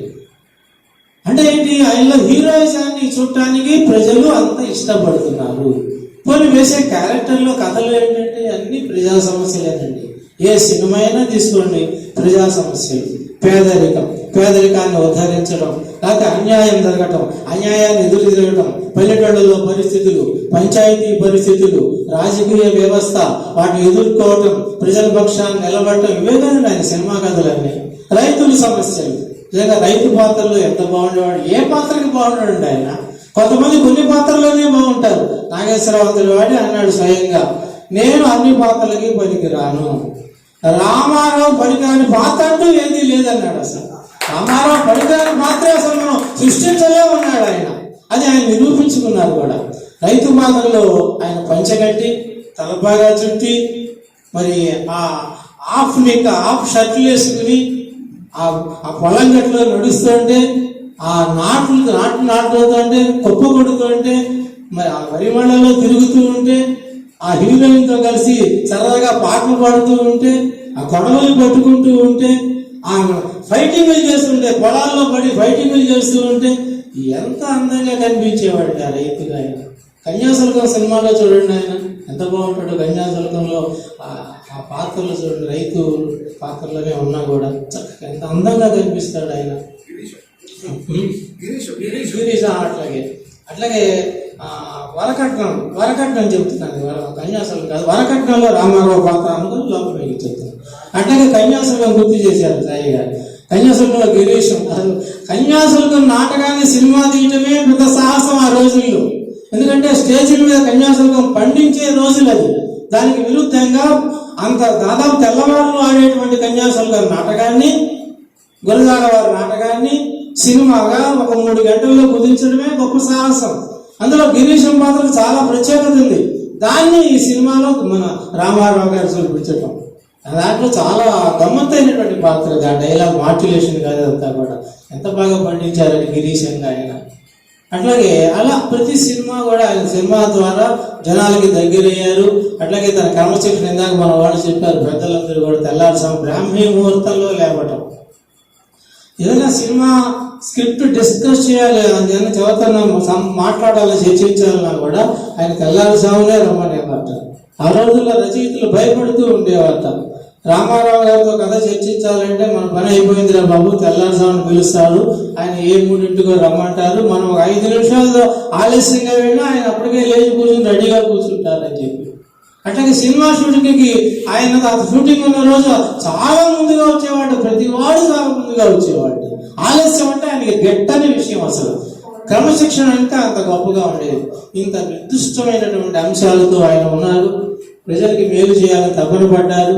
ఆ తర్వాత రాజకీయ రంగంలో ప్రవేశించడానికి ఆయన పార్టీ ప్రవేశపెట్టారు. ఆ రోజులు ఒకసారి నాకు గుర్తొస్తున్నాయి. అది 1982 ప్రాంతంలో నేను మూలపూర్లో టీచర్గా పనిచేస్తున్నాను. రాజకీయం మీద మనకు కూడా కొంచెం యువకులం కాబట్టి ఒక రకమైన అవగాహన, ఆసక్తి ఇవన్నీ ఉన్నాయి, గమనిస్తున్నాం. రాజకీయ వ్యవస్థను కూడా గమనిస్తున్నాం. ఆ సమయంలో ఈయన ప్రకటన చేశారు, బయలుదేరారు. జనాలు అసలు ఆయన ఏ కులం అని ఆనాడు ఎవ్వరూ ఆలోచించారు. అది గమ్మత్తు. ఇవాళ రాజకీయ వ్యవస్థలో మాట్లాడితే కులం కులం కులం ఇది ఎక్కువ జపం అయిపోయిందండి. రామారావు గారు ఏ కులం అనేది ఆనాడు ఎవరికీ తెలియదు అసలు. అలా ఆయన కులానికి అతీతంగా, మతానికి అతీతంగా, వయస్సుకు అతీతంగా అటువంటి వ్యక్తి అట్లా ప్రవేశిస్తుంటే, నేను మూలపూర్ నుంచి మాకు కూడా ఆ రోజు జనాలు వస్తున్నారు. రామారావు గారు అందరిలాగా మేము కూడా చూడాలని తాపత్రపడ్డాం. కానీ ఆయన వస్తున్నారు. సాయంత్రం 5 దాకా మాకు స్కూల్ ఉంటుంది, 4:30 దాకా. మా హెడ్ మాస్టర్ నెట్టాగొడ్ల, అప్పుడు మన సుధాకర్ గారి బంధువే బాలగంగాధరరావు గారు అక్కడ హెడ్ మాస్టర్గా పనిచేస్తున్నారు. ఆయన కూడా గొప్ప విద్యావేత్త. మేము చాలా చర్చించుకుంటూ ఉండేవాళ్ళు, చాలా విషయాల మీద చాలా నవల్లో అవన్నీ తెస్తూ ఉండేవాళ్ళు ఆయన ఆ రోజుల్లో. స్కూల్కి తెచ్చేవాళ్ళు. ఖాళీ సమయాల్లో కూర్చుని మేమందరం చదువుకుంటూ మాట్లాడుకుంటూ ఉండేవాళ్ళు. నేను మరి బాలగంగాధరరావు గారు కూడా ఉంది లోపల, రామారావు గారిని చూడాలని తాపత్రయం. కానీ ఆయన ప్రధానోపాధ్యాయుల పదవిలో ఉన్నాడు కాబట్టి స్కూల్ ముందు వదిలి పెడితే బాగుండదు. నేనే కొంచెం ఆయనతో చదువుగా ఉండేవాడిని. నేను వెళ్ళి గంగాధరరావు గారు మరి వాళ్ళు రామారావు గారు వస్తున్నారు, కొంచెం మనం లాస్ట్ పీరియడ్ వదిలేసి వెళ్ళిపోతే బాగుంటుందేమో అన్నా. ఆయనకు లోపల ఉందిగా, నా మాట కొంచెం ప్రోత్బలం ఇచ్చినట్టుంది, కానీ ఊళ్ళో వాళ్ళు ఏమన్నా అనుకుంటారేమో అన్నాడు. ఆలోచిస్తూనే గంట కొడదామా వద్దా ఆలోచిస్తుంటే మా స్కూల్ ముందు నుంచి ఊళ్ళో వాళ్ళందరూ తండగా గుంపులుగా వెళ్ళిపోతున్నారు తెనాలి. నేను ఊళ్ళో వాళ్ళే వెళ్ళిపోతుంటే మనం కూడా ఎందుకండి ఇంకా ఆలోచించడం, గంట కొట్టేద్దాం మేషారు అన్న. లాస్ట్ పీరియడ్ వదిలేసి మేము బస్సులో బయలుదేరితే ఆ మత్స్యం కూడా తెచ్చి మూలిపూర్ నుంచి మధ్యపొలం నుంచి పొలాలకు అడ్డం పడి కొన్ని వేల మంది జనానికి అడ్డం పొలాలకు అడ్డం పడి నడకన పరిగెత్తుకు వస్తున్నారండి రామారావు చూడటానికి. అది క్రేజ్ రామారావు గారు. ఎక్కడి నుంచి వచ్చింది ఈ క్రేజు? ఇన్నాళ్ళు సినిమాల ద్వారా ఏం చెప్పాడో, సినిమాల ద్వారా ఏం చూసామో, సినిమాల ద్వారా ఏం చేశాడో, సినిమాల ద్వారా ఏం మెసేజ్ ఇచ్చాడో, ఏ మెసెంజర్ గా ఆయన మనకి పనిచేశాడో ఆ వ్యవస్థ ద్వారా, అటువంటి రామారావు ఇవాళ వస్తున్నాడు మనల్ని ఉద్ధరించడానికి, రాష్ట్రాన్ని ఉద్ధరించడానికి వస్తున్నాడు, ప్రజలను ఉద్ధరించడానికి వస్తున్నాడు. కాబట్టి మనందరం వెళ్ళాలి, చూడాలి అని తాపత్రయపడి ఆడవాళ్ళ దగ్గర నుంచి పరిగెత్తుకుంటూ వెళుతున్నారు. నురగలు కప్పుకుంటూ, చెమటలు కప్పుకుంటూ, తెనాల్లో ఇసుక వేస్తే రాముడి జనం. ఒక్కొక్క మాట నోటి వెంబడి రామారావు గారి నోటి వెంబడి వస్తుంటే నేల ఈనిందా, సముద్రం పొంగిందా అని చెప్పి, ఆకాశం చిల్లుబడిందా అన్నట్టుగా ఆయన మాట్లాడుతుంటే ఆయన జనం అసలు వాళ్ళ వాళ్ళకి తెలియదు, చదువుకున్న వాళ్ళకంటే చదువుకునే వాళ్ళకంటే ఇంత గొప్పగా ఆయన జనాన్ని ఆకర్షించారు. ఇందాక ఒక చక్కని విషయం చెప్పారు. తిరుపతి దర్శనానికి వెళ్ళినటువంటి వెంకటేశ్వర స్వామి భక్తులు ఎవరైనా సరే తిరుపతి దర్శనం పూర్తయింది అంటే, మనం ఒక క్షేత్రానికి వెళ్తున్నాం అంటే ఆ క్షేత్ర దర్శనం పూర్తి అయితేనే మనం వచ్చినట్టు. ఆగ్రా వెళ్తే తాజ్మహల్ చూస్తేనే ఆగ్రా యాత్ర పూర్తయినట్టు. ఢిల్లీ వెళ్తే పార్లమెంట్ భవనం చూస్తేనే ఢిల్లీ యాత్ర పూర్తయినట్టు. కాశీ వెళ్తున్నామంటే విశ్వేశ్వర సన్నిధికి వెళ్తేనే పూర్తయినట్టు. తిరుపతి వెళుతున్నామంటే వెంకటేశ్వర స్వామిని చూస్తే పూర్తయినట్టు కాదు. చెన్నై వెళ్ళి రామారావుని చూసి ఒక్కసారి ఆ కళ్ళారా ఆయన్ని చూసి ఆనందపడి తన్మయత్వం పొందితేనే తిరుపతి యాత్ర పూర్తయినట్టు భావించే వాళ్ళు ఎంతో మంది ఉన్నారు. మేము కూడా నా 11 ఏళ్ళ తిరుపతి వెళ్ళాం, తిరుపతి చూసాం, చెన్నై వెళ్ళాం. రామారావు గారింటికి పొద్దున్న 7ంటికి వెళ్ళాం. పొద్దున్న షూటింగ్కి వెళ్ళిపోతారే అని చెప్పి గబగబా 7ంటికి వెళ్ళి కూర్చున్నాం. గేట్ వేసింది, పాతి ఇల్లు. ఆ ప్రాంగణంలో ఉయ్యాల బల్లలు ఇవన్నీ ఉన్నాయి, చక్కగా ఉయ్యాలు ఊగుతున్నారు, తాడు పంటలు ఇవన్నీ. రామారావు గారి పిల్లలు ఎవరో ఎన్నో పిల్లలు అవన్నీ నాకు తెలియదు, కానీ మొత్తానికి పిల్లలు చక్కగా సరదాగా ఆడుకుంటున్నారు అక్కడ పొద్దున్న పూట. రామారావు గారు కోసం ఎదురు చూస్తున్నారు. క్రమక్రమంగా జనం పెరిగారు. తిరుపతిలో వెంకటేశ్వర గుడి దగ్గర రద్దీ ఎంత పెరుగుతుందో రామారావు గారి ఇంటి దగ్గర అంత రద్దీ పెరిగిపోతుంది. గేటు తీయరు. రామారావు గారు ఎప్పుడు వస్తారో ఎప్పుడు చూస్తారో అని ఎదురు చూస్తున్నాం. అక్కడ ఉన్న ఆ గేట్ కీపర్ని అడిగాం, బాబు రామారావు గారు ఎప్పుడు చూడగలుగుతామని. ఆయన ఇప్పుడు రారండి, 8 తర్వాత ఆయన షూటింగ్ కి బయలుదేరతారు, షూటింగ్ కి వెళుతూ కాసేపు నిలబడి మీ అందరితో నిలబడి మాట్లాడి పెడతారు ఖచ్చితంగా, అది మాత్రం గ్యారంటీ అని చెప్పాడు. సరే 8 దాటింది, 8ంటికి అన్నాడు. నిజంగా 8ంటికి వచ్చేసాడు బయటికి. ఆయన ఏదో షూటింగ్ వెళ్తున్నప్పుడు కొంచెం మేకప్ అది కొద్దిగా వేసుకుని ఉన్నారు. ఆయన వచ్చి నిలబడ్డారు, హాల్లో అట్లా నిలబడ్డారు. ఎవరి ఒళ్ళు వాళ్ళు మర్చిపోయాము. గేటు తీశారు, లోపలికి వెళ్తున్నారు. మనం ఏం చేస్తున్నాం కూడా మనకి తెలియటం లేదు, ఎక్కడ అడుగు పెడుతున్నాం కూడా తెలియటం లేదు. అలాగే రామారావు గారిని చూస్తూ వెళుతున్నాం. ఒక్కొక్కళ్ళే వెళుతున్నారు, నమస్కారం చేస్తున్నారు, ఏదో మాట్లాడుకున్నారు, ఆయన సమాధానం చెబుతున్నారు. నా వద్దు వచ్చింది, ఆయన దగ్గరికి వెళ్ళాను. అప్పుడు కూడా నాకు కొంచెం ఈ సినిమాల్లో అది పిచ్చింది. లౌకిక సినిమా చూసేటప్పుడు నేను చెప్పేటప్పుడు చాలా 8 ఏళ్ల వాడిని. లౌకిక సినిమా చూసిన కొత్తల్లో నేను లౌకిక నాటకం రాశాను అప్పుడే. అంటే చిన్నతనంలోనే కొంచెం ఏవో బీజాలు ఉన్నాయేమో మనకు తెలియదు. లౌకిక సినిమాని ఆధారంగా చేసుకుని లౌకిక నాటకం రాశాను. అందులో మా అన్నగారేమో కుసుడిగా నేను లౌడుగా వేసుకుండేవాడు. చిన్నప్పుడు సరదాగా ఈ శాలువాలు కర్రలాగా ఫినిషులు కట్టి లాగుతూ ఈ చీపురు పుల్లలతో బాణాలు చేసి ఆడుకుంటూ ఉండేవాడు. అందులో ఆయన చూశాక నేను రాముడిగానే ఇక్కడ అలాగే చూస్తున్నాను. చూసి దగ్గరికి వచ్చాను. అందరినీ ఇలా చూసి మాట్లాడుతున్నాను. నేను ఎక్కడో అక్కడ నేలకి అడుగుపోయిన చిన్నపిల్లాడిని ఇట్లా చూశారు. ఒకసారి నా తల మీద చేయేశాడు, దగ్గరికి పిలిచారు. ఏమన్నా ఇంత చిన్నతనంలోనే వచ్చావు, ఎవరిని చూడాలని వచ్చావు అని అడిగారు. రామారావు గారిని చూడాలని వచ్చాను అలా. నాకు తెలియదు, ఏం మాట్లాడుతానో నాకు తెలియదు. రాముడిని చూడాలని వచ్చారండి అన్నారు. ఆయన నవ్వారు. ఆయనకు ఒక అలవాటు ఉండేది, ఎవరితోన్నా మాట్లాడేటప్పుడు మధ్యలో చెయ్యి ఇట్లా అనుకుంటూ ఉండేవారు. మొత్తం ఆయన ప్రత్యక్షంగా చూసిన వాళ్ళకి తెలుస్తుంది. అట్లా ఆయన ఇట్లా చెయ్యి ఇట్లా అనుకుంటూ, చూసావుగా బాగా చదువుకోవాలి, రామారావు అంతటి వాడివి కావాలి అన్నారు. రామారావు అంతటి వాడిని కాలేకపోయాను, కానీ మా అయినా వారి ధర్మం అని, సాయి ధర్మం అని, రామారావు గురించి మాట్లాడేంత వాడిని అయ్యా ఇవాళ. ఏ రామారావు నేను ఆరాధించానో, ఏ రామారావుని ఇష్టపడ్డానో అటువంటి అవకాశం నాకు కలిగింది. ఇంకా చాలా విషయాలు చెప్పుకోవాలంటే ఎన్నో విషయాలు, మన వాళ్ళు కూడా చాలా విషయాలు చెప్పారు కాబట్టి కాలాతీతం అయిపోతుంది. కాబట్టి పుంసాం మోహన రూపాయ అనేటువంటి ఆ వ్యక్తిని గురించి నా అక్షర ప్రశంసను ఒక్కసారి మీకు తెలియజేసుకుని నా ప్రసంగాన్ని ముగిస్తాను. దేవుని పాత్రలు దీటుగా ధరించి భగవంతుడన్నట్టి భావనిచ్చి సాయి ఒక అంశం ఇచ్చాడు. 35 సంవత్సరాలు చెన్నైలో ఉన్నటువంటి వ్యక్తికి 83లో తెలుగువారు ఇంత నీరాజనం పెట్టడానికి కారణం ఏమిటి? ఆ ప్రశ్న వేసుకున్నాను. ఆ ప్రశ్నకు సమాధానంగా వచ్చిన మాటలు ఇవన్నీ నాకు.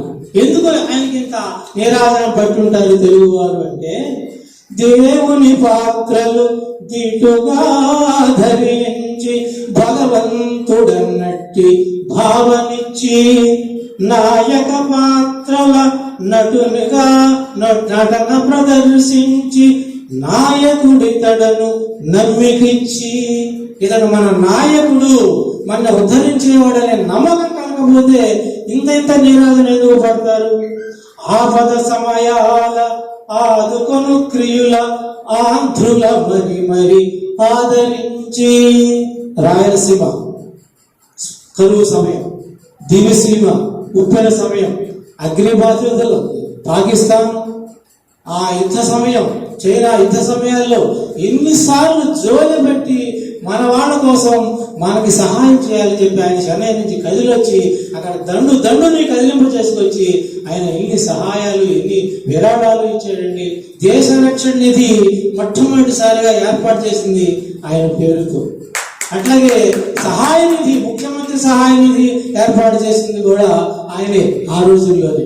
ఇటువంటి ఎన్నో సహాయాలు ఆయన చేశారు. గాంధీ మహాత్ములు వచ్చినప్పుడు ఏ విధంగా అయితే ప్రజలు తమకు తెలియకుండా తమ దగ్గర ఉన్న సంపదనంతా చేతిలో ఉన్న గాజులతో సహా ఓడదీసి గాంధీ గారి జోలిలో వేశారో, రామారావు గారు విరాళాలు వచ్చినప్పుడు ఆ జోలిలో అలా వేసిన బంగారం నాణ్యాలు, నోట్లు వేసిన సందర్భాలు ఎన్నో ఉన్నాయండి.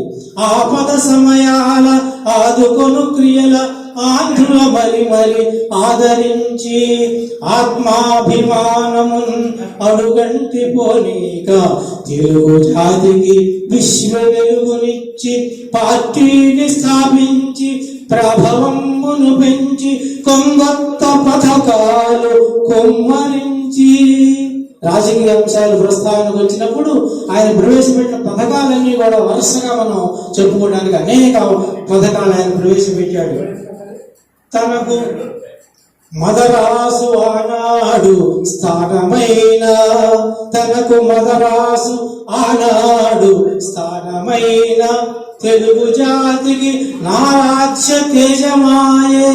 తన స్థావరం ఆనాడు మద్రాసే కావచ్చు 35 సంవత్సరాలు, కానీ తెలుగు జాతికి మాత్రం ఆయన తేజమే తెచ్చాడు.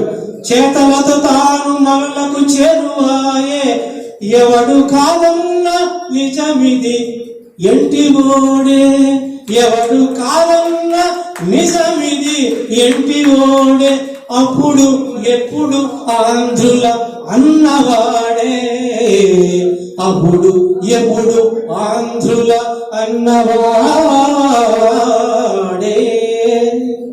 అటువంటి మహామోహని ఒక్కసారి జ్ఞాపకం చేసుకుని ఆయన గురించి చెప్పుకునే అవకాశం నాకు కల్పించినటువంటి ఈ శకపురుషుని శతాబ్ది ఉత్సవ కమిటీకి, దీనికి ప్రేరకులు కారకులైనటువంటి మహామహులందరికీ నా కృతజ్ఞత తెలియజేసుకుంటూ సెలవు తీసుకుంటాను.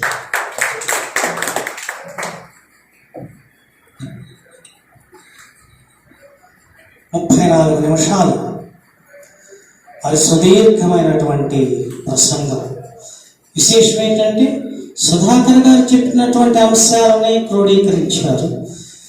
వీరమాసుని వారి అంశాలను కూడా క్రోడీకరించి వాటికి తోడు కొత్త విషయాలని బాల్యం దగ్గర నుండి మనకు ఉటంకించారు. వారు చక్కగా చివర ఒక శీర్ష పద్యంతో ముగించారు. ధన్యవాదాలండి. సకాలానికి మీరు ప్రసంగాన్ని ముగించినందుకు.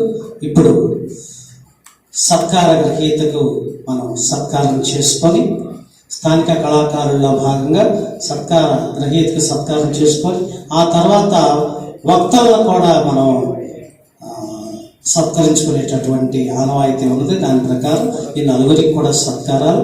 ఇప్పుడు ఈ సత్కారాలు నిర్వహించేటందుకు చెరుకుమల్లి సింగ గారు మన మధ్య ఉన్నారు, వారు వర సాయిమాధవ్ గారు, వారిద్దరు కూడా వేదిక మీదకి సాధారణంగా ఆహ్వానిస్తున్నాం. సత్కార కార్యక్రమానికి ఆ వస్తువుల్ని సిద్ధం చేయవలసిందిగా నా ఆడపడుచులు వసంతయ్యని భవాని. సత్కార గ్రహీత స్థానిక కళాకారులు సత్కారంలో భాగంగా శ్రీ రావినోతుల శ్రీరామ్మూర్తి గారు, వారికి సత్కారం ఉంటుంది. ఆ తర్వాత వారు స్పందన క్లుప్తంగా తెలియజేస్తారు. ఆ తర్వాత వక్తలకు సత్కారంతో ఈనాటి ఈ సమావేశాన్ని పూర్తి చేసుకుంటాం.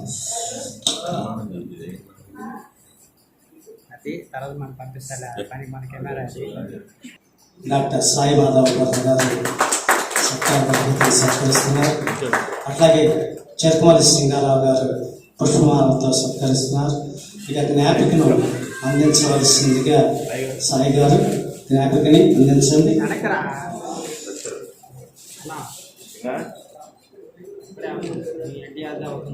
అట్లాగే అమరావతి మిర్రర్ అనేటటువంటి ఒక ప్రత్యేక సంచికను ఈ శతాబ్ది ఉత్సవాల సందర్భంగా తలా ఒక వ్యాసం రాసినటువంటి పుస్తకం సత్కార గ్రహీత అందజేస్తున్న ఆ పుస్తకాన్ని కూడా అందజేశారు. అట్లాగే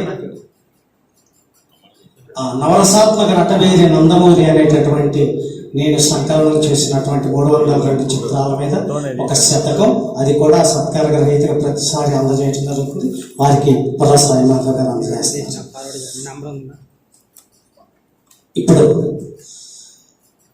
రావినతుల శ్రీరామ్మూర్తి గారి స్పందన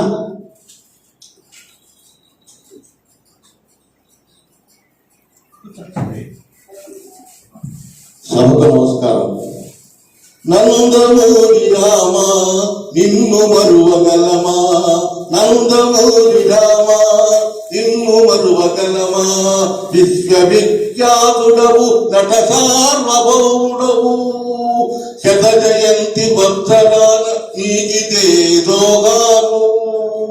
ఈ శత జయంతి ఉత్సవాల సందర్భంగా ఆ శకపురుషుని, ఆ మహానుభావుడి శత జయంతి ఉత్సవాల సందర్భంగా నన్ను సన్మానించినటువంటి కమిటీ వారికి, ఈ మరి నన్నపల్లి సుధాకర్ గారి సంవత్సరం, వీరమాత వెంకటేశ్వర గారి సంవత్సరం, అన్నపల్లి గోపాలకృష్ణమూర్తి గారు, ముగ్గురు నాకు ఆత్మీయ కేంద్రాలకి వీరందరి సంవత్సరం నన్ను సన్మానించినందుకు, మరి రామారావు గారి గురించి ఒక పద్యం చెప్పకపోతే నేను కవిగా వృధా కనుక, ఆది కవి రమ్య సృష్టికి ఆత్మకసగే, ఆది కవి రమ్య సృష్టికి ఆత్మకసగే, పోతనామాత్యు కవితలు పోతబోతే, పోతనామాత్యు కవితలు పోతబోతే, వ్యాస పాత్రల మీదను వ్యాస నిలిపే, నిత్య నూతన నటునిగా నిలిచి వెలిగే.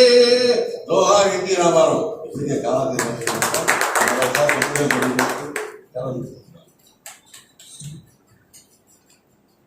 సమయ పాలన, సమయ స్ఫూర్తి కలిగినటువంటి మా బావగారు సముచితంగా సకాలానికి స్పందన తెలియజేసినందుకు మీకు హృదయపూర్వకమైనటువంటి ధన్యవాదాలు బావగారు. ఇప్పుడు పెద్దలు శ్రీ నల్లపరేణి చేసి ముందుకు రండి ప్లీజ్.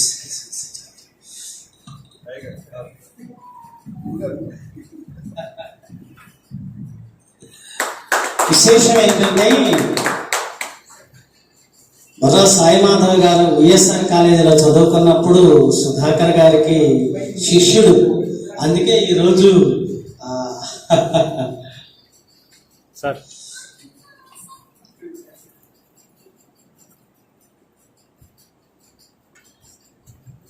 ధన్యవాదాలండి. అలాగే శ్రీ వీరమాసనేని అన్నారు.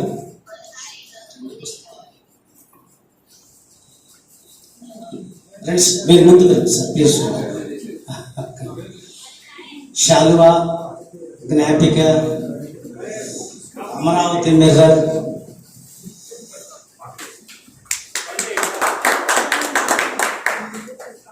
ఎన్టీఆర్ సంతకం.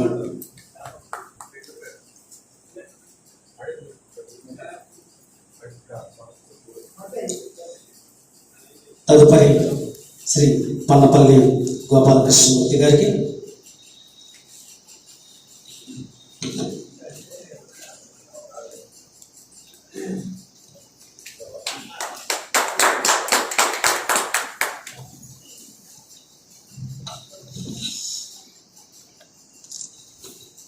మాస్టర్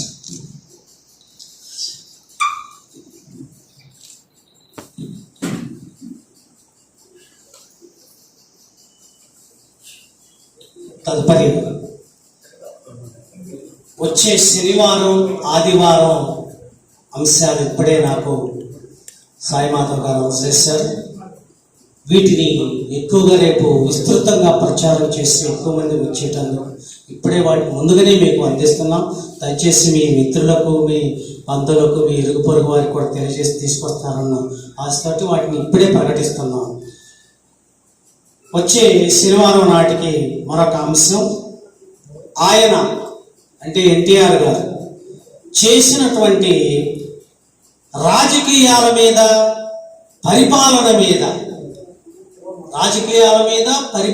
మీద, ఆయనలో ఉన్న కళాకారుడి ప్రభావం, ఒక కళాకారుడి ప్రభావం ఆ రెండింటి మీద, పాలన మీద, ఆయనకు రాజకీయం మీద ఎలా ఉన్నాయి అనేది ఒక అంశం. శనివారం నాడు ఆ వక్తలను కూడా హైకమాండ్ నిర్ణయం చేస్తుంది, మాకు సూచన చేస్తారు, వారిని ఆహ్వానించుకుంటాం. మరుసటి రోజు ఆదివారం నాడు ఆయన సినిమాల మీద, ఎన్టీఆర్ గారి సినిమాల మీద ఆయనలో ఉన్న సామాజిక కార్యకర్త ప్రభావం, ఇందాక కళాకారుడు, ఇప్పుడు సామాజిక కార్యకర్త ఆయనలో ఒకడు దాగి ఉన్నాడు అని ఆయన మనోగుణాలన్నిటినీ ఒక 60 దాకా ఇందాక లిస్ట్ అవుట్ చేశారు. ఎంత డెప్త్కి వెళ్ళి ఇందాక మాస్టర్ అన్నట్లుగా అసలు చిత్రాల సమీక్ష కంటే కూడా ఈ ఆలోచన వారికి రావటం, నిజంగా మనం చాలా చాలా విషయాలు తెలుసుకోబోతున్నాం ఎన్టీఆర్ గురించి. ఇవన్నీ మాకు తెలియదు అసలు రేపు వక్తలు మరి వీటిని ఎలా ప్రిపేర్ అయ్యి మనకు అందజేస్తారో మరి ఆశిస్తూ ఈ కార్యక్రమాన్ని ఇంతటితో ముగిస్తున్నాం.